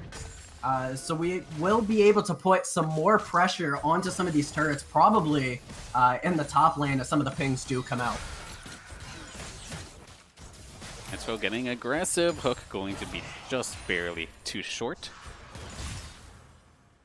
Yeah, the early net coming out of Caitlyn is very smart play, just to be safe. Absolutely, and that bot lane is so even at this point. That can definitely go either way. The ult popped once again here by Ozzy, kind of trapping Yule, but he's not going to be able to get out of this one. No flash available. Shield already burned. Taken down again. Yule's going to be having a hard time. Yeah, no shockwave either just yet at that point. Still on cooldown. There is a skirmish in the jungle. Trick burned his flash, and Cavalry still chasing. Does have access to the ult as well, so everybody got to be careful. Yeah, and of course that Requiem at this point basically just tickles everybody a little bit, but at the same time that is something to take in consideration, that Cavalry at any point can damage everybody on the field on the opposing side. Wombo combo coming out, going to chunk for half. So good damage coming out from 2Pump. Yeah, that final spark chunks no matter what level you are. Just a noob question, can Senna heal herself if she aims that properly? All she has to do is hit anything. Just anything. including power, and it heals her and whatever she hits. Yeah, so because of that, they're not going to be too scared at all to try and take this fight. Cavalry is here. Lassy's going to get out with barely a tiny bit of life. Never mind, 2Pump's Ignite going to be enough. Fungus Blast going down. Saints trying to pull this around. 2Pump extremely low, flashes away. And we've got low health bars all over this field as Requiem comes out to try and slow the Saints down. But as everything was happening here in this bot lane and top, Ozzy's been having a field day on that mid turret. Yeah, up 2 kills and now getting a few turret plates under his belt and not able to execute a tower dive. There goes the Rift Herald. So a bunch of plates will be coming back. This is trying to snowball Trick as hard as possible. Definitely makes sense, but doing a solid job so far. But a much more... Yeah, looking at the gold, actually, completely dead even once those tower plates were taken out. 18.7 on both ends. This one's going to be a back and forth. The bot lane could be anybody's match. Yes, we know up in the top lane it's going to be going over to Frez. However, the mid lane, it seems to be all Ozzy right now. And junglers, oddly enough, seem extremely even at this point. Yule sniffing out the dragon, but he might be too late. Oh, that very was close. Oh, almost a steal, but now that's one dragon apiece for each team as well. Yes, we're back to another Cloud Soul and Cloud Map this time. Once again, Irelia's gonna have a field day with that. Already going fast with those dashes, and she can just run you down as we have a fight breaking out in the bot lane. Thresh stepping on a trap, has to get healed up, will get chased down. The ace in the hole coming out. Good block there by Lazzy. Yeah, that is some unanswered damage coming out there from Fanshawe. It's going to be forcing Lazzy to blow through all that mana to try and top him back off nice and quick. But by doing so, it's going to have pretty much no resources if an engage happens later on. Yeah, luckily has the 4 mana. Stun coming in, some damage. You know, Caitlyn on has no mana. Oh, staying alive, but the final spark does get the kill. Can Lazzy bring it back? The stun, the trap, the stun back, but Lux getting both those kills. She is on a killing spree, also with a Fiendish Codex in hand. Oh, hello! Nicely done from Yule, and the TP coming out. Frez going to give him the bonk in the noggin to get that shutdown. The kill being donated over to Frez, the shutdown, and he's already got a Leandri's Torment and a huge farm lead. Mordekaiser and Ori might be the win condition here, should the bot lane continue like this. Yeah, so I didn't realize they were playing AP carry bot and support Caitlyn, but that seems to be the way this lane is going here, as 2Pump picks up every kill down there, but unfortunately for Fanshawe, after having such a fantastic play, punishing St. Clair for an extremely over-aggressive play, they stayed a little bit too long. Did not realize that mid laner's kind of missing. But Ozzy's going to take his chances, and is going to completely demolish Frez. Yeah, did burn both of their summoners there, the Ignite and the Flash to secure that, but, you know, 400 gold's 400 gold. Oh, this is going to be another one of those games where can we shut down Ozzy, or is Ozzy going to be able to run amok? But at the same time, 2Pump's right behind them, and Bungus is not doing too bad either. So some more threatening targets across the board here from Fanshawe as we get ourselves another engagement here in the red jungle. As one's going to go down, but Cavalry's going to pop the Requiem, add some additional damage. The heal coming up just in time. Support Caitlyn coming in, saving the life of 2Pump, and that's going to force Lassie to run for the hills. Going to just try and kite Boar as best as possible. The Boar does have the level advantage. Got to see if they continue to chase this. Looks like going to get on a turret just fine. Yeah, Lux surviving on just a sliver of HP, but again, a great initiation with the hook, trying to turn that around because Thresh was definitely caught out a little bit. But a double stun coming out from Senna almost did turn around that entire fight. Was extremely close, but the fact that 2Pump didn't go down there is just mind-boggling. But fantastic play from the Fanshawe bot lane. Yeah, now getting vision around this second Herald. Cavalry is poised to start taking it, or at least start a gank on that top side. 2Pump's not far behind as well. That could be a 3-on-2, maybe even a 4-on-2 if we see Ozzy making his way back up. Tower dive possibility. That being said, there's not exactly tanky people to really try and take turret hits for too long. Probably be getting Ozzy to do it, but looks like Ozzy is building more damage than tanky at the moment, which by all means, you have the lead, go for it. And he's going to try and push that as tries to take something on mid. However, Yule's going to turn this with the help of Ozzy, and they're going to close this one out nice and quickly, as that's a huge shutdown going over to Ozzy. Yeah, beautiful chain CC coming out there between the Shockwave and the Senna Stun to lock down the Irelia in place and get that shutdown. With that, St. Clair looking to push this mid turret down. It's already about a quarter of the way down. That's a hook onto Cavalry. That's a squishy Karthus down to half HP already. Trick with the flash, misses the Q, doesn't need it. Finishes it off with the ultimate. Yeah, good flash engage from the jungle. Beautiful flank. Gets the Karthus to go down, and that's pretty much a free dragon if it has spawned. I believe it has. Definitely on their way there, and of course the fact cavalry's down means this is going to be basically uncontested, especially as more and more members of Fanshawe are starting to get harassed here. I think Clair finally breaking themselves a 1,000 gold lead in this game. Oh, greedy. Extremely greedy. ADCs trade their ultimates there, but nobody does go down. And a flash.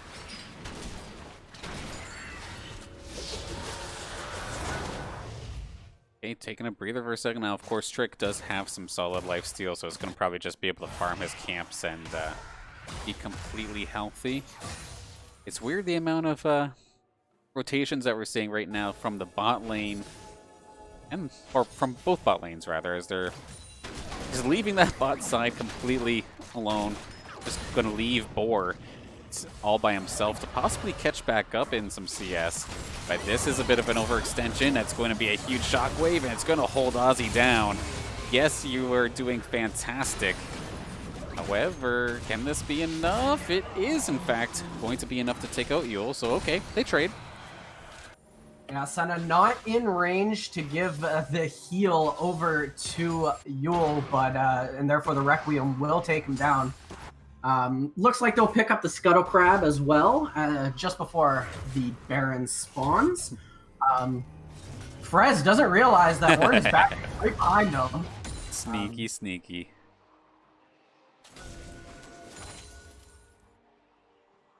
Now just some vision clearing as both teams decide to reset, checking in on the gold, still very, very even. Yeah, well, that was a 1,000 gold lead. Not anymore. Fanshawe keeping St. Clair honest with them, and considering that it was like a 5,000 gold lead at close to 13 minutes, I think it was, last game, this is definitely a much better game, much better style coming out here from Fanshawe, with them being able to kind of boost their bot lane as well as their mid lane this time, instead of it just being all onto OPSE's shoulders.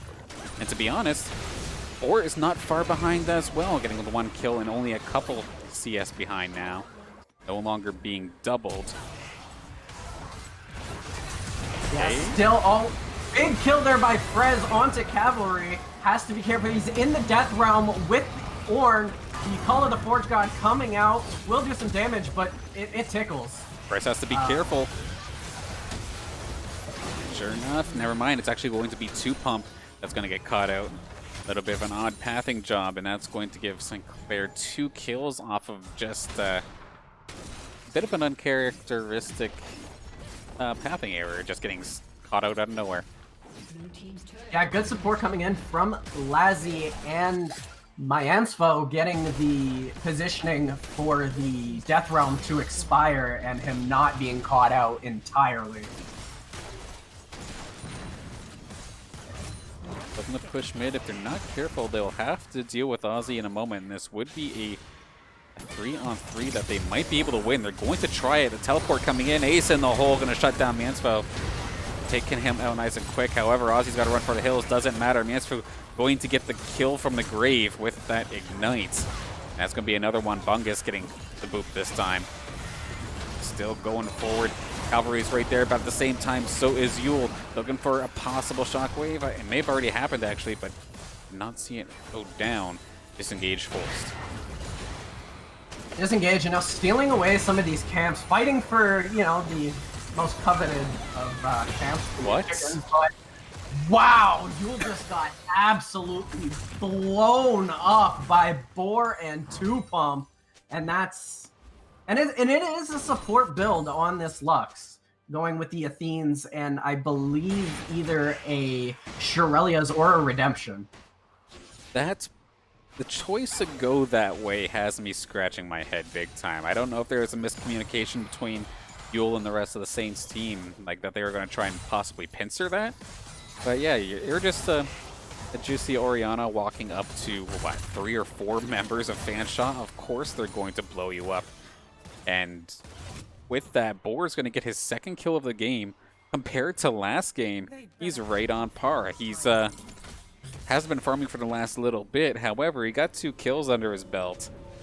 So he's actually going to be a beefy boy in the front line that actually means something and is not just there, like, existing, being a bullet sponge, and an extra added benefit of course, giving your team some better items. But he's actually going to mean something. Yeah, already has the upgraded Abyssal Mask. Here comes another pinch onto the Irelia, and great stopwatch there from Frez. And nicely done, and a wise, I think it may have seemed like overkill, but wise to use the Senna ultimate to get the finishing blow there, because God forbid you get too close and Irelia jumps on you and just one-shots you. So, fair play from the St. Clair squad, going to give Lassie his 4th kill in this game. With 8 assists on top of that, he's just absolutely dancing in gold.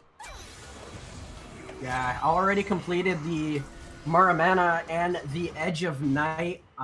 Already got everything for the rapid fire cannon, as well as Yule will take the blue buff to get that infinite mana pool real quick, as well as the Seraph's Embrace. So she has a ton of mana to work with.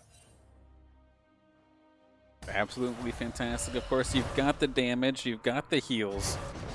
As this team fight goes longer, it'll be better and better as long as Lassie doesn't get blown up right away. That being said, there are many members of that Fanshawe team that can easily team up and take care of Lassie at any moment. As this is a pretty interesting one. We're just going to clear some wards and just go for Baron. Yeah, bold Baron call, especially with Karthus and Irelia up with the upgraded Blade of the Ruined King. Uh-oh. Dignitas, this isn't you, is it? This could be rough. Rez is caught. He's going to be zoning everybody, and he's zoned Cavalry, so that's actually a critical one. Has no smites anyway. This Baron didn't go down. They lost Frez, and this could be a possible re-engage, as Ozzy also has the flank. He's going to opt to go in, and the rest of the squad are going to be there shortly. However, with Ozzy being so far ahead, nearly goes down, but Bungus is actually going to pick up another kill. What on earth was that call? I think it was supposed to be a bait, but it definitely went wrong, and they're going to donate the Baron over to Fanshawe. And look at that healing on Irelia, too. She's going to be absolutely terrified. Oh, St. Clair possibly looking for a re-engage. They do hook on to Cavalry. It does have the smite available this time, too, so it could be big time worth. They had Cavalry hanging on by a thread. Trick is right there along the outside, looking to possibly get a steal. This is getting low. Can they steal it? No. Cavalry taking care of that. And now, one bad Baron call.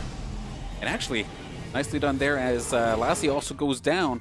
Bungus somehow just got supercharged and is picking up a bunch of kills after what could have been a bait, like we were talking about. Just a mini throw in itself, but it's still it's not as bad as I make it sound. Yeah, that was a 2,000 gold swing, and now the Molten Edge picked up by the Caitlyn as the ornament's starting to come in. It's going to be scary if she can just dish out damage from the backline. The only real tank on St. Clair is Frez and a little bit from the Thresh. I don't know if it's enough. No, I'm looking at the itemization, and sure, you get a little bit of armor from Zanya's, I believe, and then I think that's additional armor further down the line. But yeah, it's a bit of a squishier front line from St. Clair.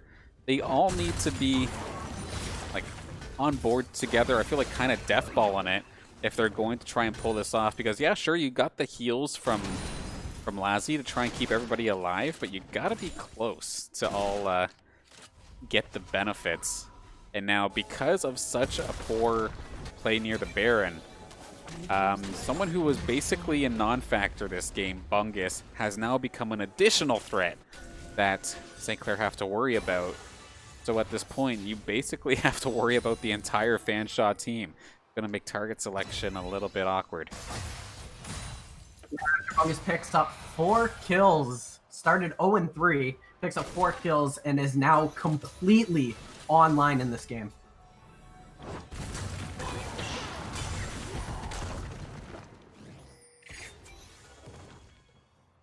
As we poise now for the dragon. St. Clair is on Soul Point, however. Cloud Soul would be pretty good. Get the Thresh to make some moves towards a nice pull, as well as Graves and Mordekaiser movement would be also pretty strong with the Soul. Absolutely, they try to death brush it there a little bit, but they're going to be answered. Out and forced away. Super scary now as Karthus picks up the Rabadon's Death Crown. The only thing left to upgrade is probably that Redemption on the Lux. TP coming in. Oh! Caitlyn takes the Dragon for Fanshawe. Ace in the Hole coming out, as well as the Call of the Forge God. Another ultimate coming up from Irelia. Final Spark, everything being invested. Somehow everybody's still alive. Prez will get the shutdown on to Aussie. Redemption coming out. Ooh, just enough to heal out of the Requiem. And a Redemption back and forth. Not sure that one was needed. Fungus gets his 5th kill. And that is a trade in favor of St. Clair, the mid laner for the support. But it's not done yet. These extended team fights still going. Wow, like that was pretty much the engagement that Fanshawe wanted, but they only managed to snag one, and the support of all things. They're gonna try this again. Nice little combo there from 2Pump, duking the back line of St. Clair, forcing them to run back, and that's gonna be another turret gone.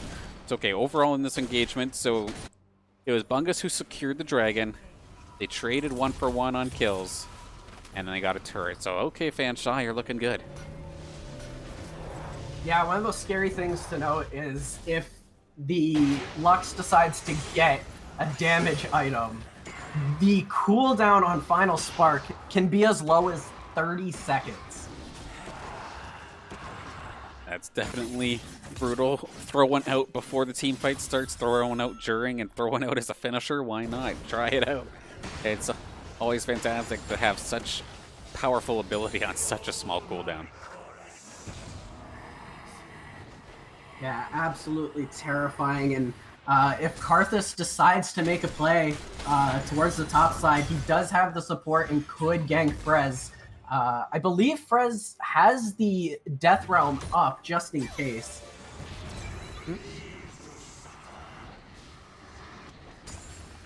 Baron buff has expired, but again, a change in about 3,000 gold on that Baron power play.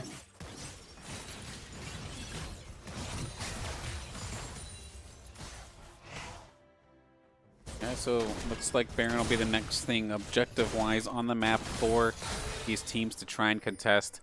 Fanshawe's been showing that they can make some of these team fights work for them. And they've definitely got the items and the gold to be able to push themselves further and further ahead. As long as they don't get themselves picked out before the team fights. St. Clair going to be probably looking for some stray picks to get things moving. They're definitely going to have to worry about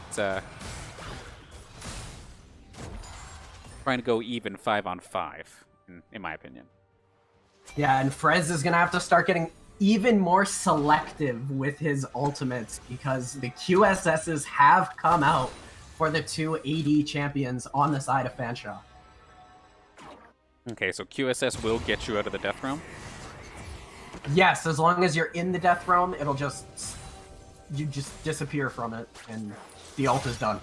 Completely eliminating that ultimate right off the bat could be brutal, but then at the same time, who do you take out of there? Maybe Cavalry, but at the same time, Cavalry doesn't mind dying in the middle of a team fight, so it's a little bit of an odd back and forth between these teams now that Fanshawe's itemizing properly, and more of these ornament items coming out.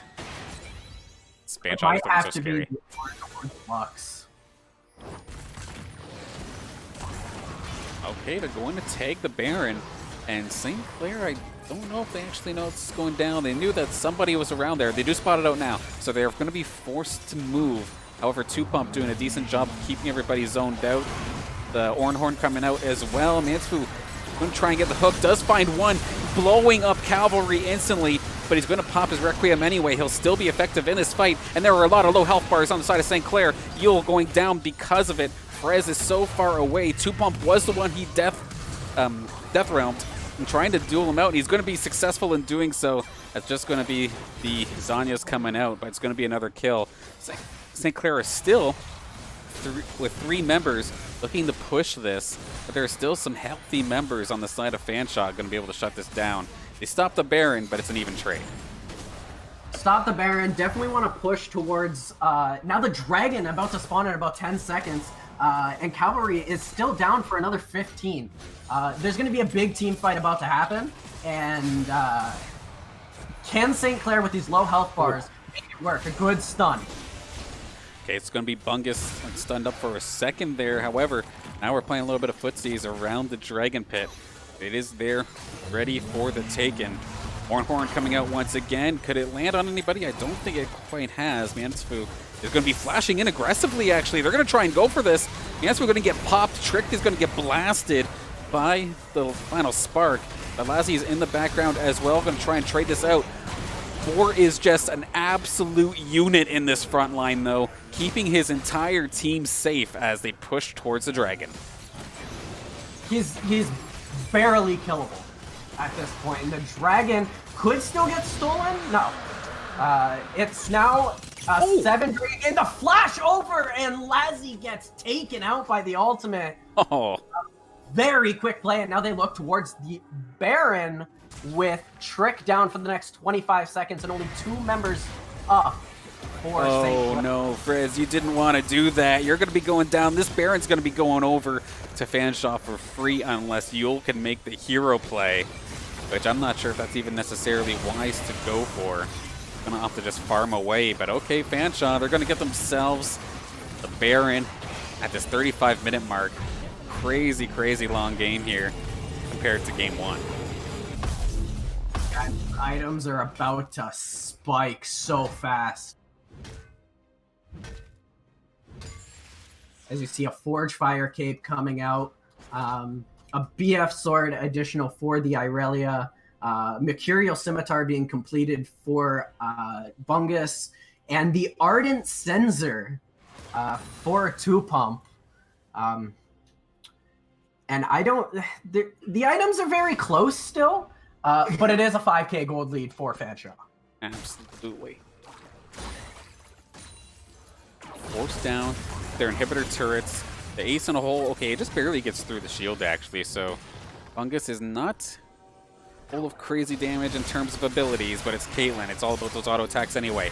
We're going to be tanking all of this all the way into the base of St. Clair, sent down to half HP.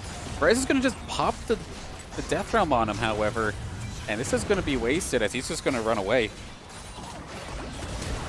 Oh, that's huge. Ooh, Caitlyn going down, Call of the Forge Guard and Redemption coming out.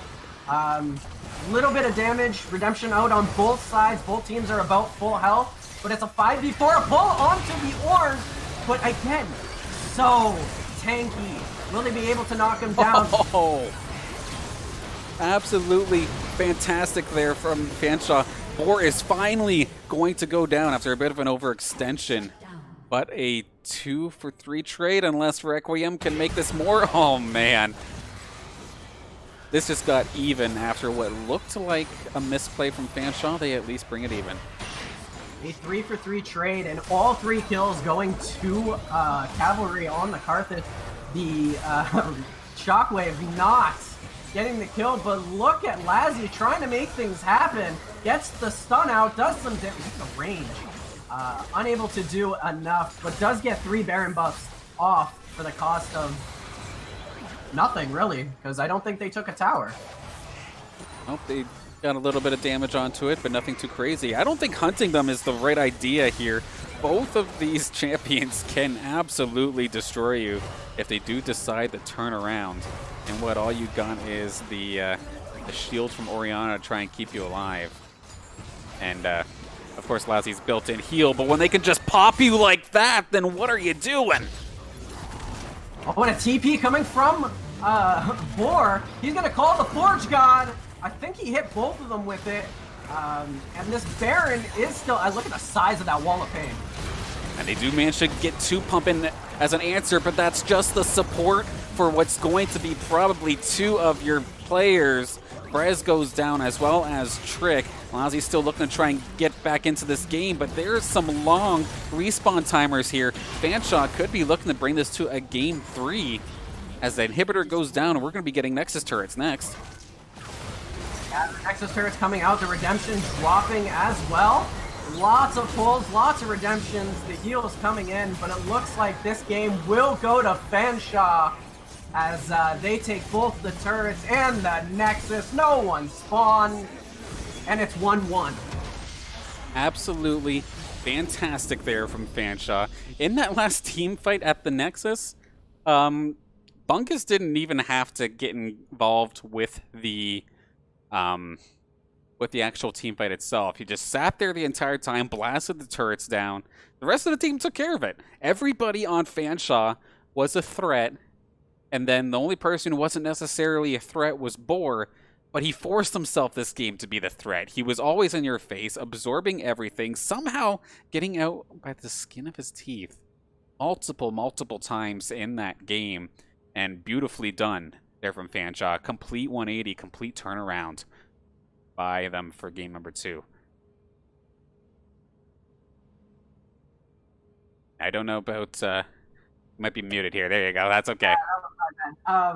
Yeah, Ornn getting 4,000 health plus the Forge Fire Cape, which gives him, I think, 100 or 125 armor, which is absolutely insane. How do you even with the armor pen items, the Last Whispers, how do you get through that?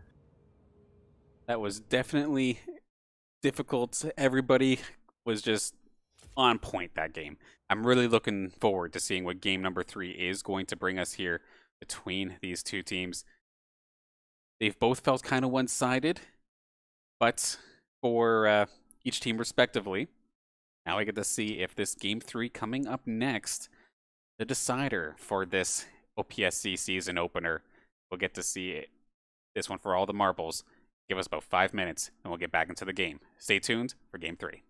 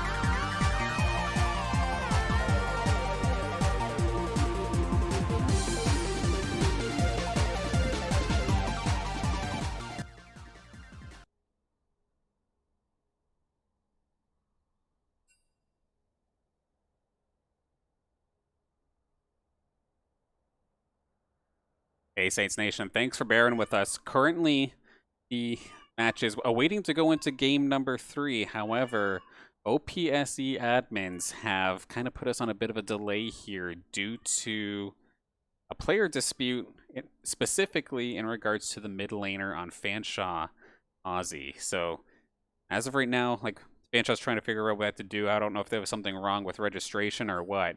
But right now, OPSE's been replaced in the mid lane. Considering he was doing pretty well for Fanshawe, what do you think will happen if this does end up going through? Yeah, this is a pretty scary situation for Fanshawe. OPSE was doing a lot of the heavy lifting, especially with the Irelia in that second game.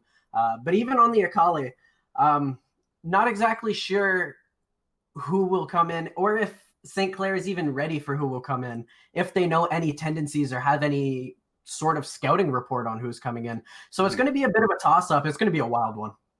Yeah, because now apparently the issue is the person that they're trying to get in is someone who's supposed to be on their substitute roster, goes by the tag of Dyden Alpha, is a Platinum 3 player, of course, out of London. However, according to the Saints, we can't see him on the reserved list either, which would mean this is the exact same problem as OPSE. Although it doesn't look like we're going to have to wait too long. I'm just quickly looking over at the chat to keep getting updates of the situation as this happens. I'm being told that they'll be good to start in a moment. They're going to let Dyden Alpha through. Apparently it was just a bit of a miscommunication in regards to the registration process. Yeah, that still means no OPSE. So the player in the mid lane that was doing quite strong is going to be moving out here. And then Cavalry, who was in jungle for Fanshawe, looks like he's going to be moved to mid lane to compensate.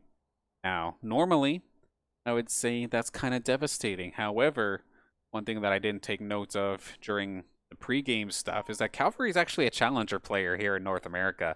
So if there's anybody who knows his way around all 5 roles, it's probably him. Yeah, usually, I mean, it's solo queue, right? So the playstyle is a little different. However, you get pretty proficient at least 2 roles unless you're a fill player. So he definitely has the knowledge to stick himself in that mid lane. Let's see if he'll be that much more effective in the mid lane, and let's see how the jungle landscape will change with the new jungler coming in. We'll have to take a look because we finally got the go ahead. We're going to hop into the draft right here, right now. Fanshawe going to be on the blue side this time. St. Clair in the red, and as per usual, the new champions off the table, as well as Singed and Trix Lilia getting taken out right away. Yeah, the Lilia ban did help a lot in game 2. A decent amount of the playmaking and some of the stylish plays that Trick was able to make in game 1 were taken away. And just like that, St. Clair will get rid of the Irelia. And the Senna goes too, as we've seen Lazzy play it in both game 1 and game 2. Now, at least we know that Lazzy does have other 80 carries for backup if necessary. I think we've seen Caitlyn and Ashe come out of him, and Ezreal during the preseason game, but they actually switched that ban over to Syndra. They're not going to let Yule have it. Yeah, Syndra to me feels like a scarier Orianna. With obviously the different, it's got more bursts. Right. And Echo will be taken off the table as well. The another AP jungler, a little bit of an assassin as well. Now this is quite interesting, considering that Echo wasn't on the ban list. I don't think anyway in the past couple games. I could totally be wrong though, and that might be specifically targeted towards the new jungler coming in here. And then interestingly, oh, sorry, go ahead. I believe so. It could be a target ban, as like you were about to say, the Caitlyn getting insta lock, and now being picked up hovered is the Ashe in response. Definitely one of Lazzy's go-tos. We'll get to see if this gets locked in a moment. One thing I also want to make a comment about in regards to the Irelia ban. I mean, we've seen OPSE do fantastic work with Irelia, but this is a brand new mid laner. And of course, that is Cavalry picking that up. And it would be interesting to see if St. Clair steals away the Ornn to force Boar to play something else. Yeah, the Ornn, especially with the combination of the Enchanted Crystal Arrow, would be absolutely deadly if they can hit it from range. Oh, never mind. In true St. Clair fashion, we've got Frez on Shen duty. So, Ornn back up on the table here for Fanshawe if they do want to bring it in. Of course, Boar did a pretty fantastic job in the last game, being an absolute brutal meat shield. And this is kind of what I was referring to a bit during the last game. Granted, Fanshawe made it work last game, but something more utility-based with a Morgana. Never mind, it's going to be Lux again. It worked once. Why change what isn't broken?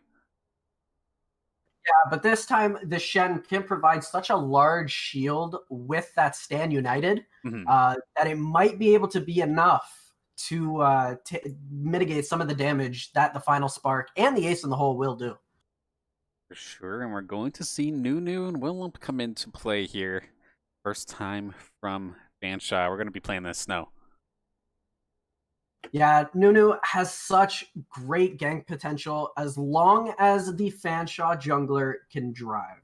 Because it is sometimes hilarious to watch someone spin in circles while a snowball is running at them. Now, this is a little bit different here. If you're going to try and just farm and poke us out, what happens if we just straight up hard engage on you? The Leona coming out here from Mainsfu.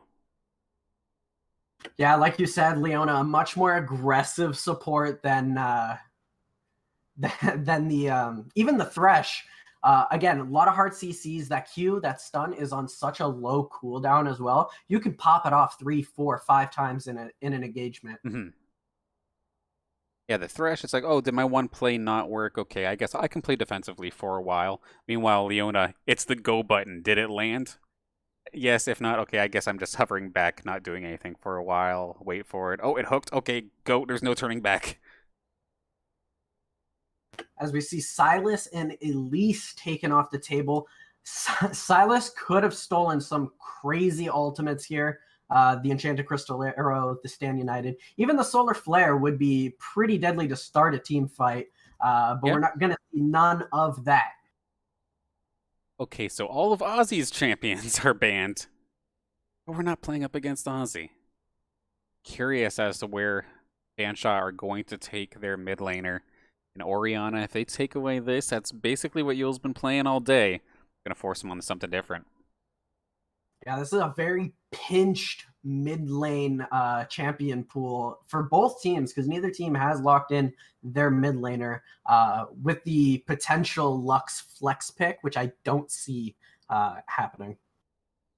Yeah, we've seen it work once already down in game 2. Probably going to be the same this time. Now we have Ornn. Okay. Where is this Shen going? This Shen, I could be wrong. This Shen could be the absolute river Shen and be taken into the jungle. It would be one of the first times I've seen it outside of professional play if this does go through. I've never seen the Saints try this. So this is odd. We're going to have to wait until the actual draft to see where these champions are going. Meanwhile, Boar is going to be put on to Mordekaiser, and we could have ourselves a mid lane Lucian, which I've seen a lot in Worlds so far, especially in the first couple days. Would not be surprised to see this go through for Cavalry to play. Yeah, you love to see an AP jungler paired up with such a snowbally AD mid laner. Usually in solo queue, it's like a Zed, but we're going to see the Lucian and potentially the Azir to counter that. We'll have to see. I think we saw Yule play it once or twice during the preseason with mixed results. But it is something that we know he's at least practiced and comfortable on. And this is going to be a weird game 3, so teams are locked in. They're definitely interesting. The biggest question is, of course, I guess where's that Shen going? But at the same time, I don't even know if Ornn can really jungle. So that's probably going to be Frez on the Ornn. And Trick playing Shen in the jungle. Yeah, it's like an extra teleport. You can gank from anywhere on the map. That taunt is devastating. There's a lot of potential for this Shen in the river. as we flip on over to the in-client draft itself, just to get the confirmation as to where these champions are going to be played. Of course, there's no hiccups in regards to pro draft span system, so we know, in theory, exactly what's coming. But yeah, we'll just get the double check and the confirmation. Yeah, but that's weird for Fanshawe. They've had themselves quite the eventful day, as their top laner doesn't seem like their normal top laner. Their mid laner getting called out for registration errors, apparently. And players having to switch roles pretty much mid-game, and sure enough, that is going to be Shen in the jungle being played by Trick. Yeah, it's been a weird series. I did see that OPSE is listed on Fanshawe's Discord roster, so there's probably just a hiccup within the registration, like you said. He'll probably return partway through the season. But it's going to be a very different outlook to this game. It's like I said, I was hoping for a wild one. Looks like we're going to get it. We have 3 games, all with 3 completely different team compositions. And they've been swinging back and forth in regards to which one has been the one-sided game. So in theory, if one game's one-sided, the other game's one-sided, does this one become the back and forth slobber knocker that a lot of us yearn for? We'll have to see. And then hopefully for Fanshawe, the situation with OPSE will be fixed up by their next match I think it's next week. And they'll be able to get back under their full footing. But see, people, this is why we have substitutes. I don't know how many times I see people on Twitter specifically. It's like, oh, they realize that this is a 5v5 game, right? Why are they drafting like 6 or 7 players? That's like saying the NHL should have only 6 players for their matches. You gotta sub people out. Like, what the heck? Like, some of that logic just triggers me. But it comes in clutch here for Fanshawe being able to have backup going into this match. Yeah, I believe it was Immortals last split who swapped their entire team with their academy team and did a full 10-man roster at one point.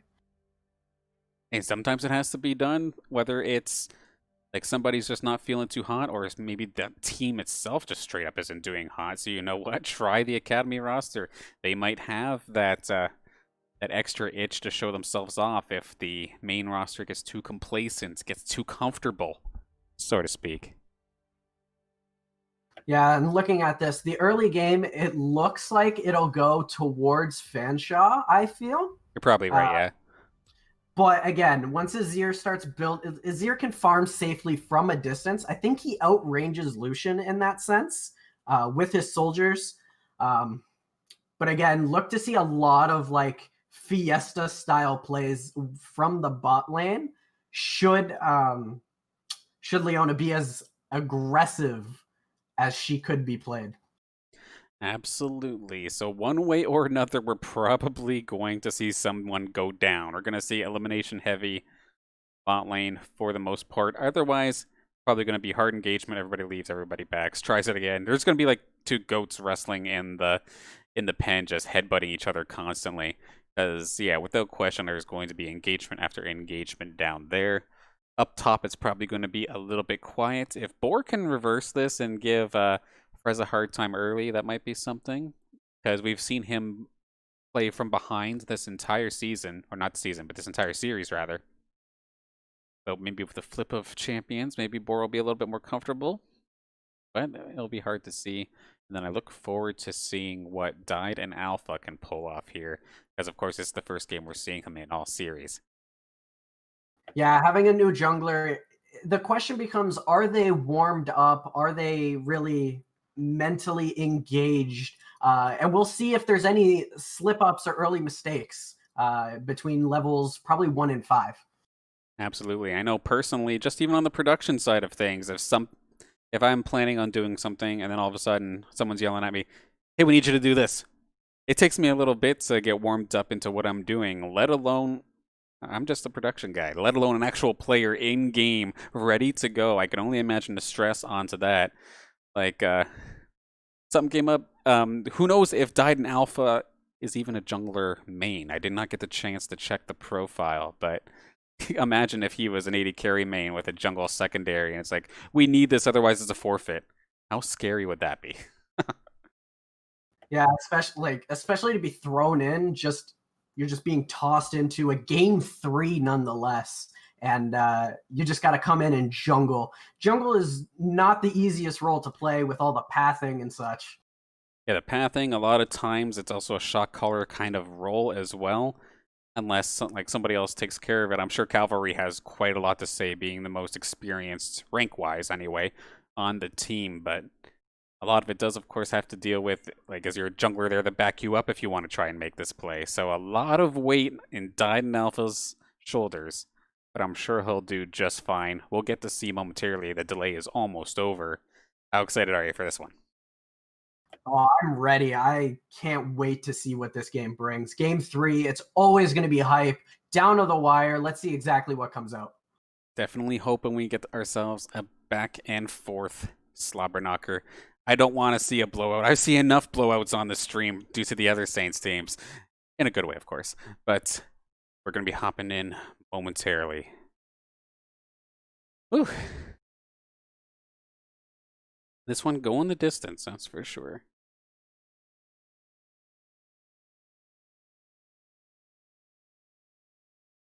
Loading in.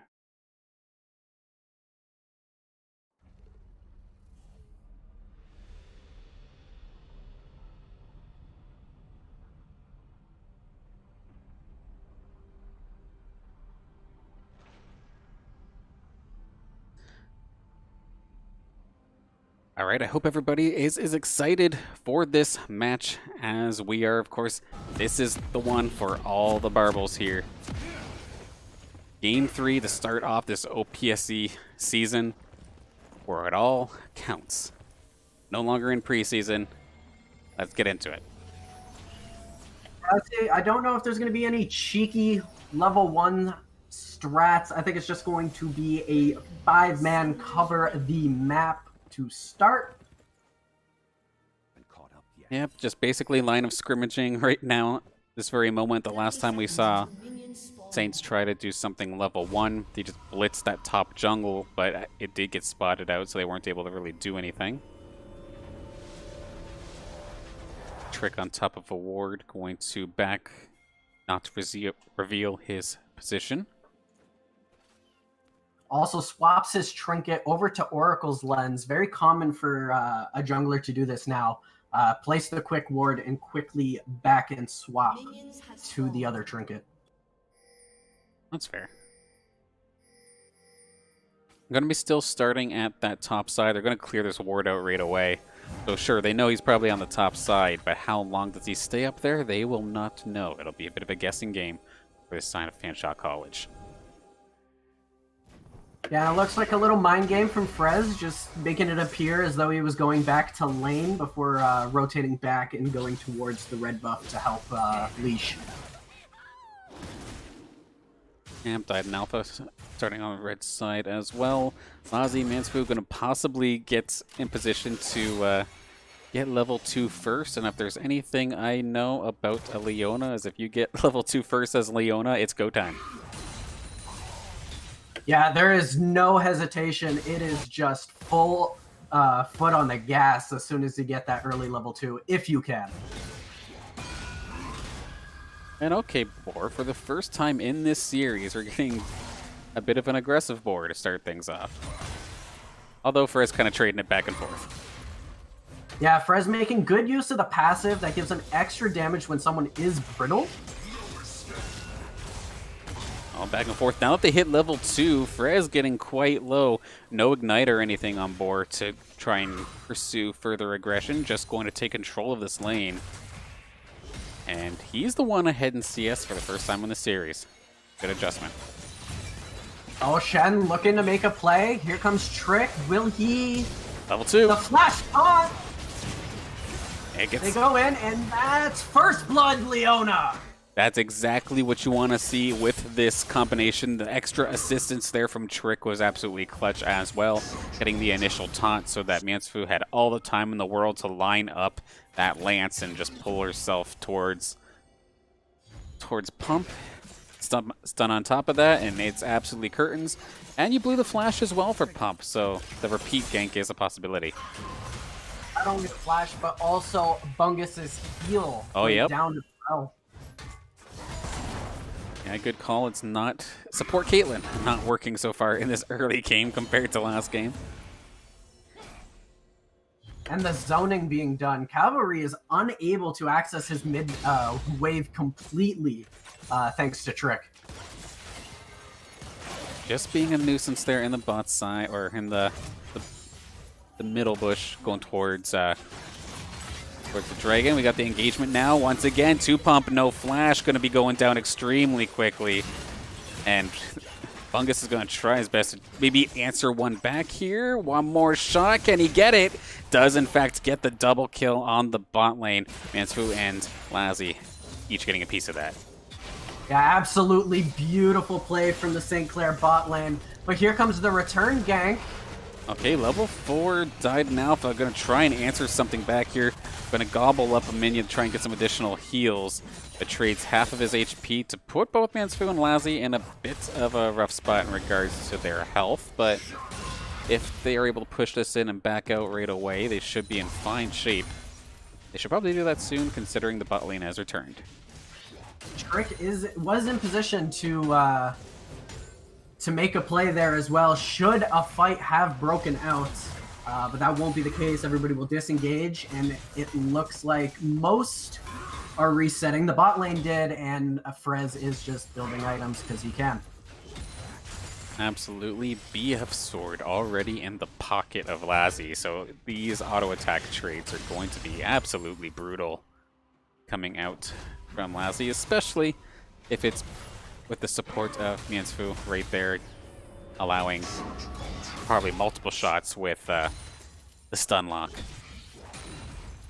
Yeah, the stun lock, the W, the aftershock, so much damage coming from the armor of Leona.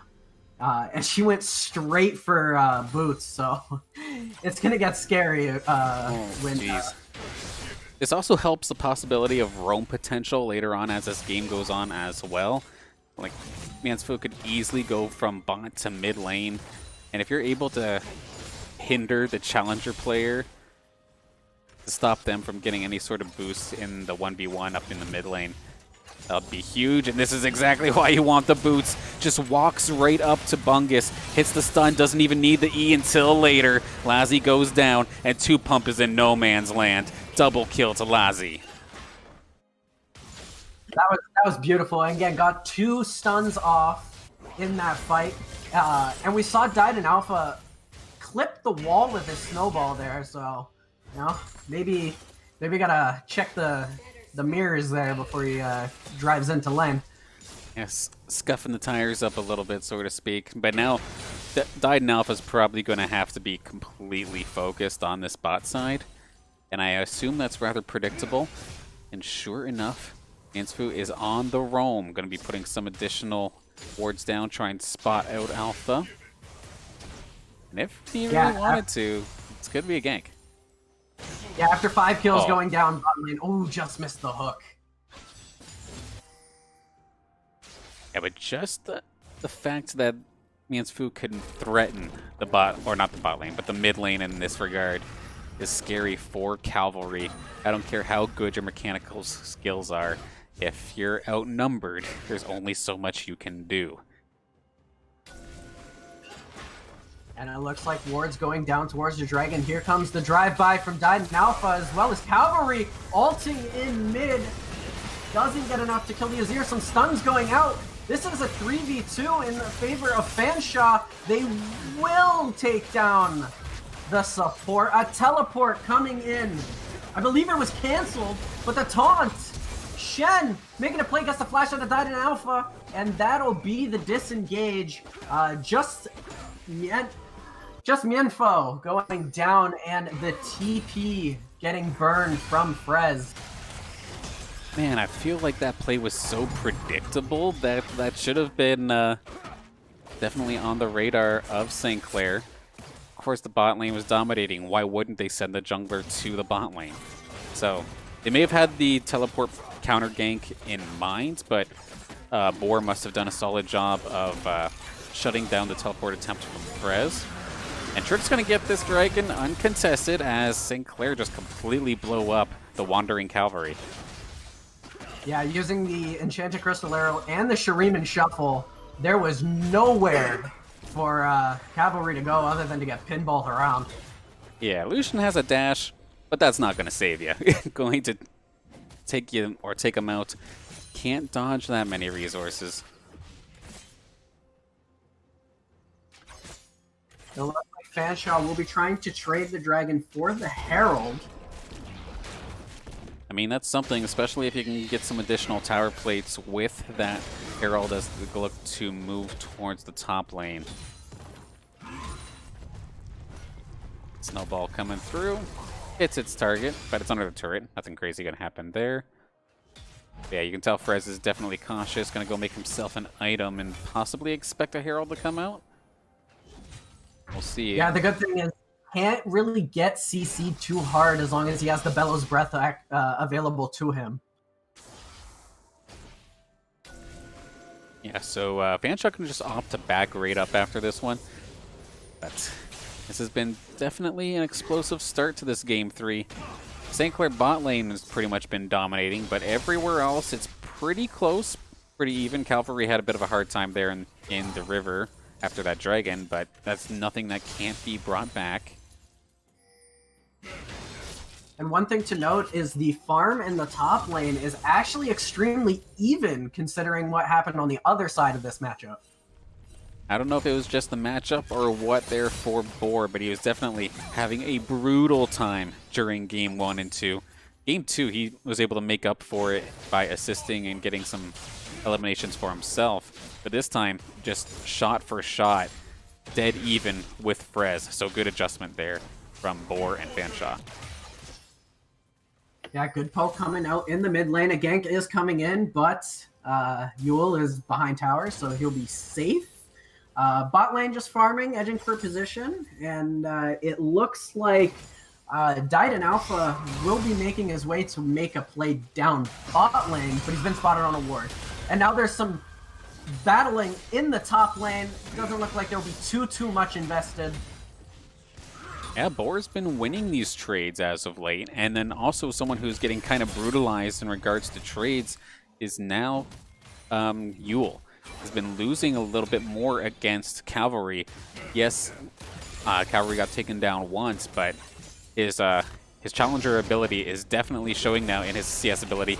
Enchanted Crystal Arrow from downtown, good dodge from Alpha, but it's not going to be able to dodge the Lance. Yule is right here as well to try and get himself a kill to get back on the board. He's going to be able to successfully do that, taking out Alpha. Yeah, very good sidestep, but when you sidestep one skill shot, you leave yourself vulnerable to another, and that's exactly what happened there. And he paid the price for it. Yeah, made the dodge, but kind of put himself against the wall. Huge binding coming out here from 2Pump with the laser on top of that. That is going to make the St. Clair bot lane think twice of any sort of engagement, or at least the next little bit until their lifesteal or potions come back into play. Yeah, it's not easy when you're getting bursted down like that to maintain priority in your lane. They're going to have to back, actually. Absolutely. If there's anything you cannot do against Lux, it is stack, because that is absolutely brutal. Land the double binding, and that laser, it covers a lot of area. So if you're side by side or one in front of the other, that is going to absolutely destroy you. Melt like half their HP in one combo. For sure. It looks like the bot lane of Fanshawe will elect to go back as well. So will Frez. A little bit cheeky there of that back in a dangerous spot, but he gets it off. He did it right in the middle of the lane. I was wondering for a second what was his plan, if maybe he was trying to get Trick to come bait or something, but not this time. And Boar getting the push on that top turret, possibly get himself a plate. Sure enough, he is. And then we also have the Herald coming out. Shelly going to come play here in the mid lane. Fanshawe looking to get aggressive. That lance was off, that taunt was off, and you're going to eat a snowball for your troubles. Frez is forced to TP to try and even this up. The arrow from downtown is going to slow things up. They're going to be able to trade this 1-for-1. Now, Lassie is here in position to go chase down Boar, but Boar is dealing a decent amount of damage, but he is completely left by his lonesome. Double kill to Lassie. Beautiful reactions from St. Clair, the crystal arrow to turn that fight around. A little bit of a misplay, like you said at the beginning of the fight, but a great job to counter it with the rotations. The double whiff into bring the whole gang here seems to be the true combo that got the kills that time by. And now this Dragon's going to go over uncontested. Trick may be low, but does not matter. The DPS from Lassie and him was enough. And they're going to pick up their second Drake of the game. And we will have an Ocean Soul this time, and wow, if whichever team gets the Ocean Soul is going to be hard to get. You thought Ornn was hard to kill before. Imagine. Now this is all the regeneration, right? Compared to Cloud? Yeah, Cloud was the speed, right? Soul. Yeah, Ocean is regeneration, and Cloud is movement speed. Mountain is tankiness, and Infernal is damage. Damn, so that's like best case scenario for St. Clair, as we do have a battle down past the first turret in the bot lane, as well as in the mid lane. Yule is completely trapped. He's probably going to go down here. 2-Pump hanging on for dear life. Going to get hooked again by Fanshawe. Is going to get taken down. That's another kill for Lassie. Another kill for Lassie. Double kill, but it is at least answered a little bit by Cavalry cutting off Yule in the mid lane and taking him out there. Yeah, Yule diving in with the Shuriken and Shuffle. A good play to displace the Lucian, but the soldier's not there to help him out. And they're going to at least answer with a turret. So turret for turret, 1 for 2. Not bad for Fanshawe.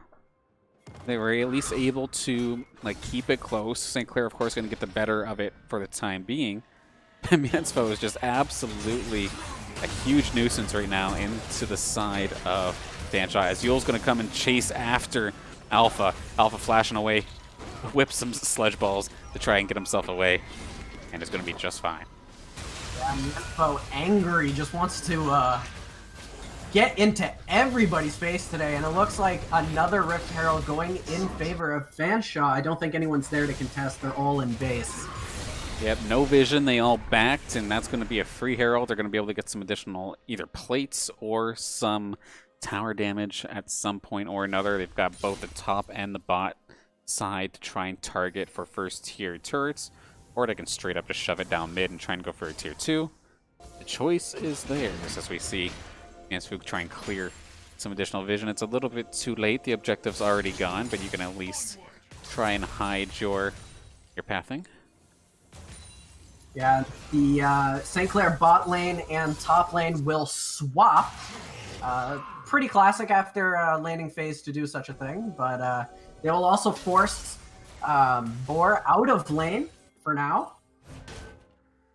I'm actually a little bit nervous here for St. Clair. There's a lot of eggs in this bot lane's basket, and they can easily still get blown up instantly, and especially with little picks like this, Fanshawe could easily turn this around. Boar going to take out Trick after a bit of an over-aggressive position for him.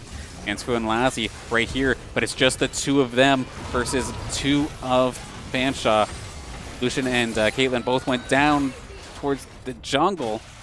Back and forth. Boar tries to get a pull, not going to happen. Lassie's been basically untouched here, but all 5 members now of Fanshawe are here. Can they make something happen while Frez continues to shove bot?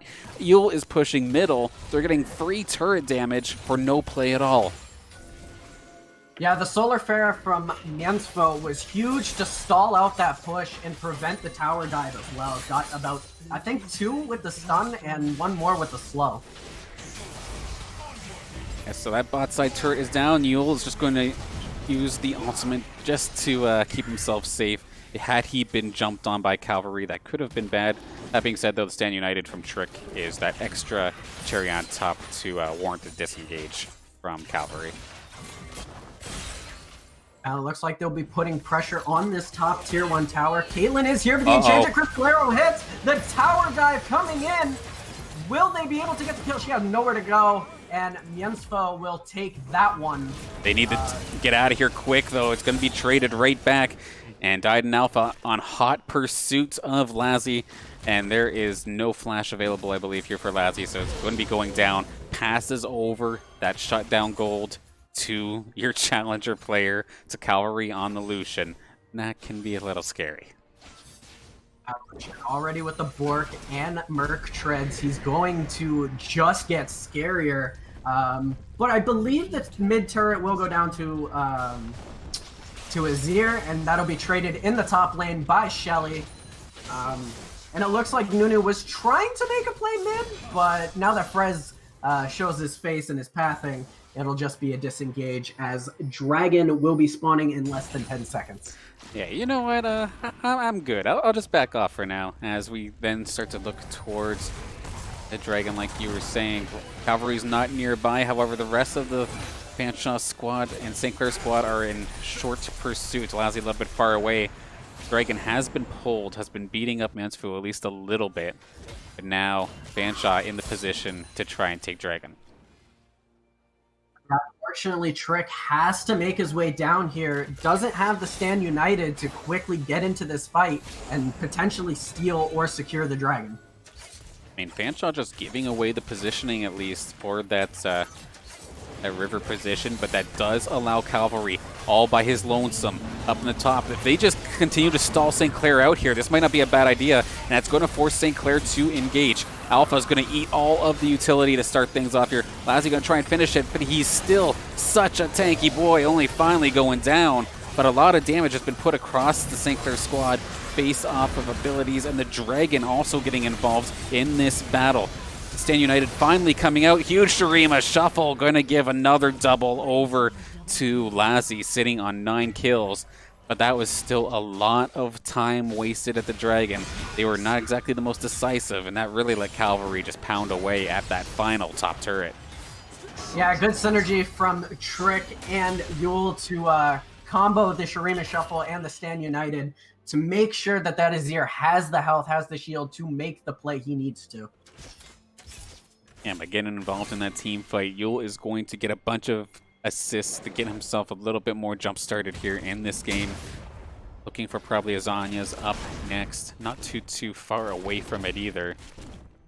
By looking at Cavalry, got 2 items built ready to go. 3rd on the way. Has a little bit of extra magic resistance as well in the boots itself.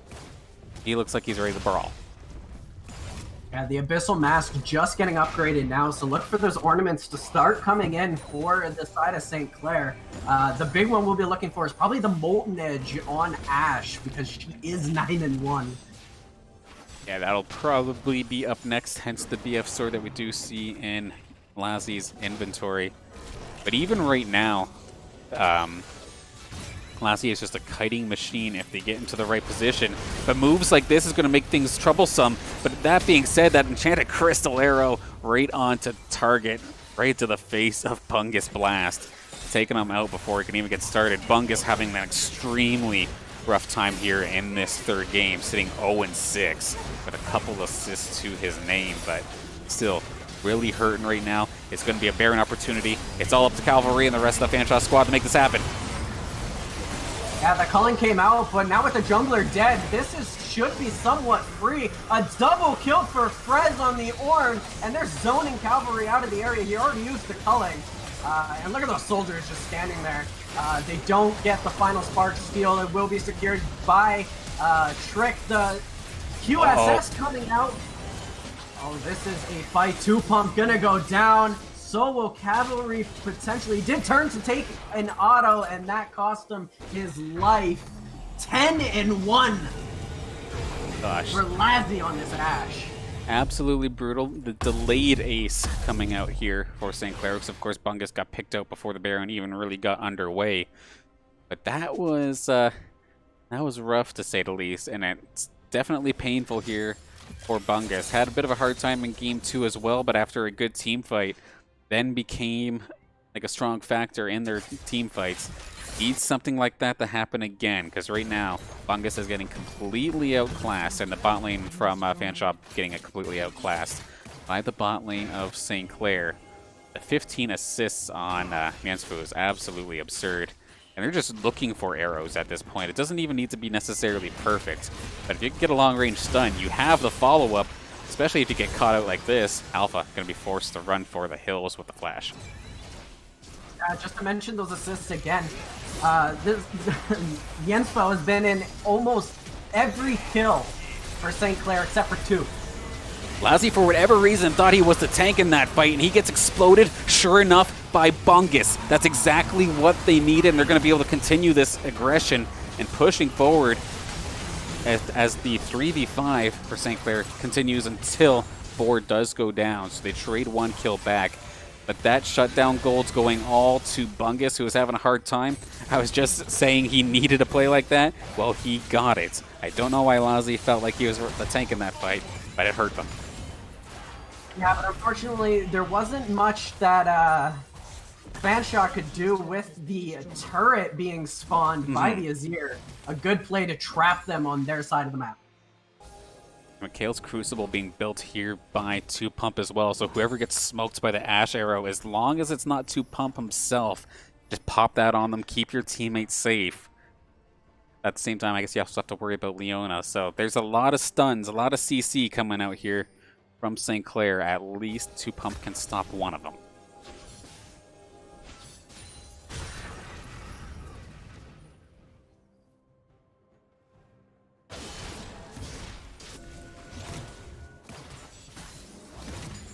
Definitely an exciting one, an exciting game 3.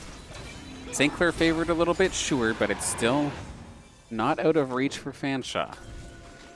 As Dragon number 4 comes out, and it could be Soul Point if they secure this.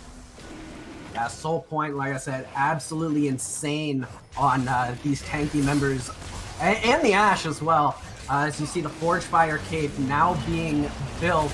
Here comes the Ornhorn, the Ashe ult, everything, and it's stolen by the final spark!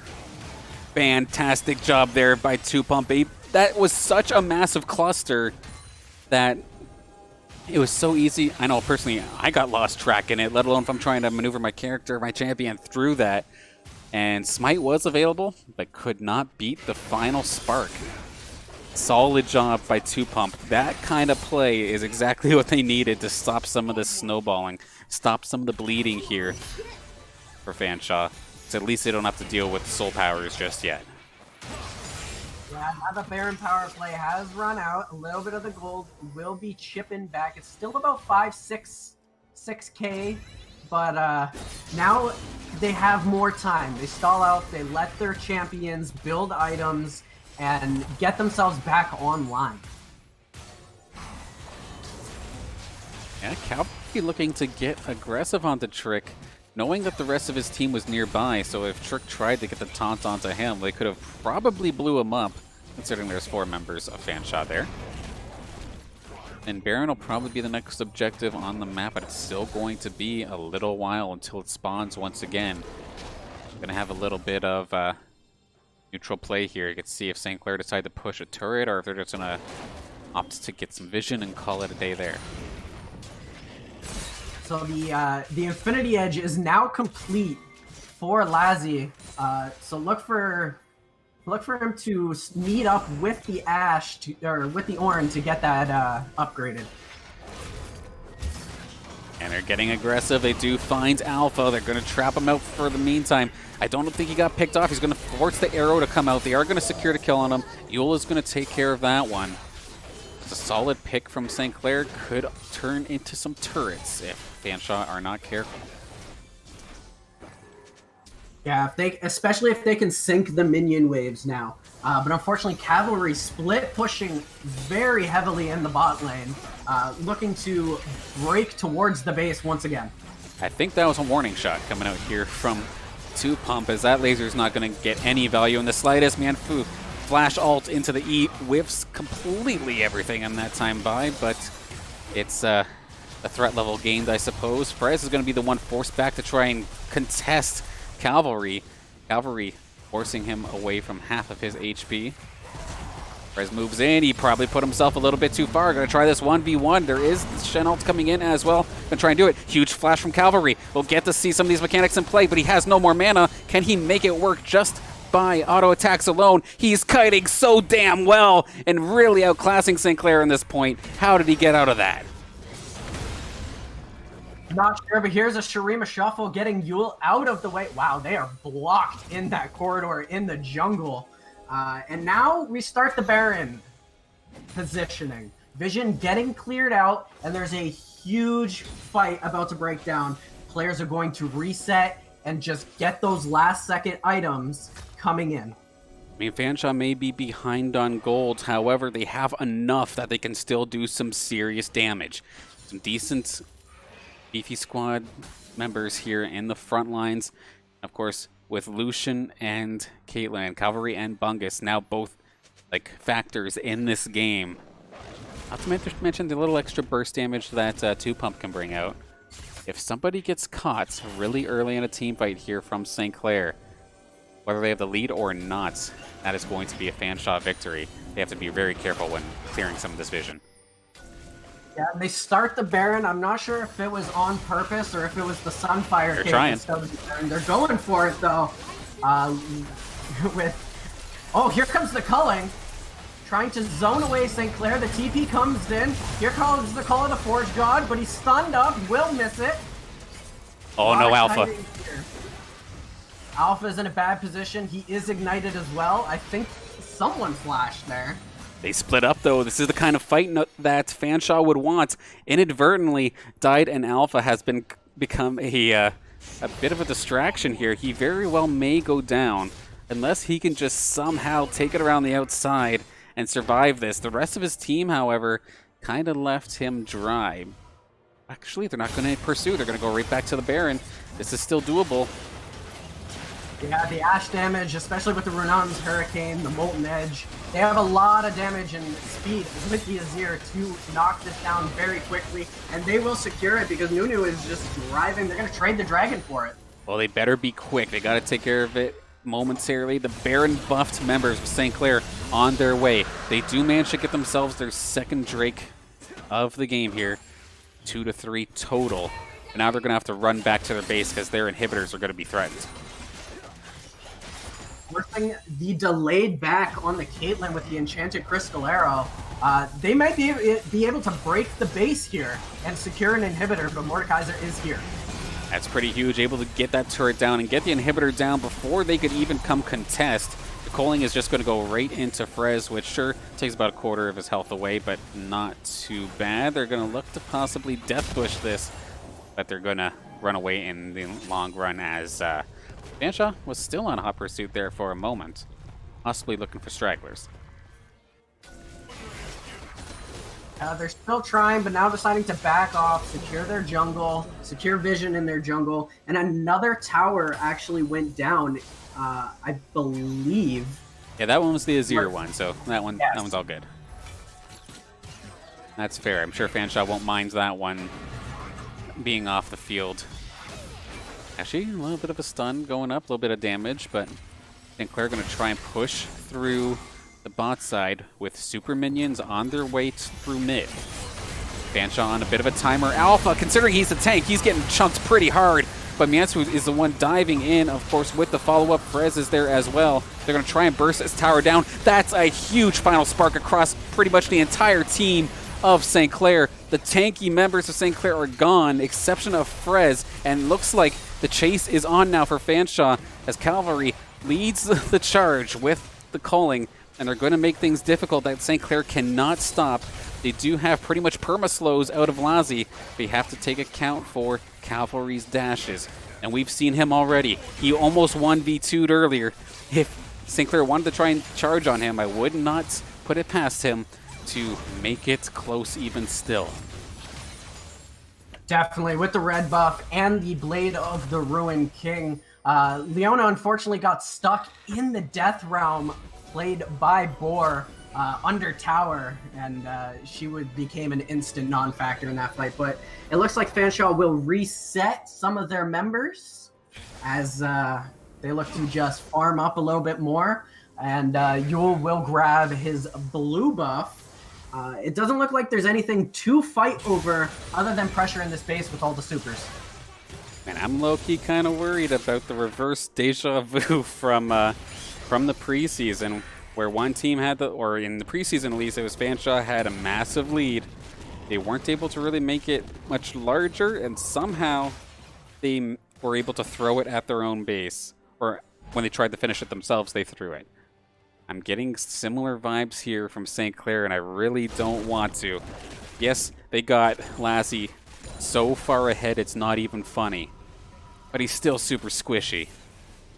I would hope to see a Guardian Angel or something, because if they're going to win this team fight, they have to blow him up instantly. Yeah, it could be a Guardian Angel and a Mortal Reminder coming out again to stop the healing from the Caitlyn and the Lucian, because that Bork heals for so much health. I mean, that's solid utility, but I feel like strategically, knowing the win condition here for Fanshawe, I would have really hoped to see a Guardian Angel. Here we go!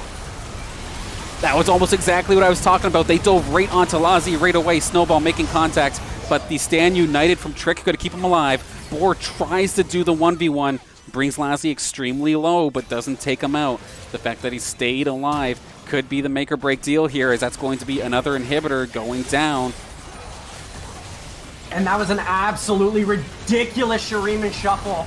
And oh my god, they're going in the dive as they're pushing. This might be the game if they decide to focus the towers and not Caitlyn. Oh, it's here. Man. Oh, again, they will get the Caitlyn and the TP, and that'll be the game. St. Clair will take it 2-1 here in Game 3.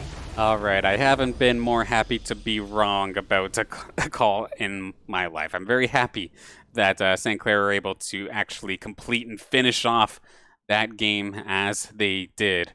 Of course, looking at the scoreboard, absolutely ridiculous plays from the bot lane of St. Clair. 12-12 on Lassie in regards to kills and assists. Mansfo, like you had mentioned before, he was basically involved in every altercation in this game. The speedy little stun bot, basically securing the plays here for his team. But that being said, solid effort from Fanshawe overall, as they were keeping it honest. Had St. Clair misplayed a team fight, it would have definitely been in their favor. They would have been able to take advantage completely, and they nearly did it. We did see Alpha completely snowball in hand, dove bomb right onto Lassie, got him to a sliver of health. But the ult coming out from Trick to save him. Perfect timing, clutch plays, and Saints win.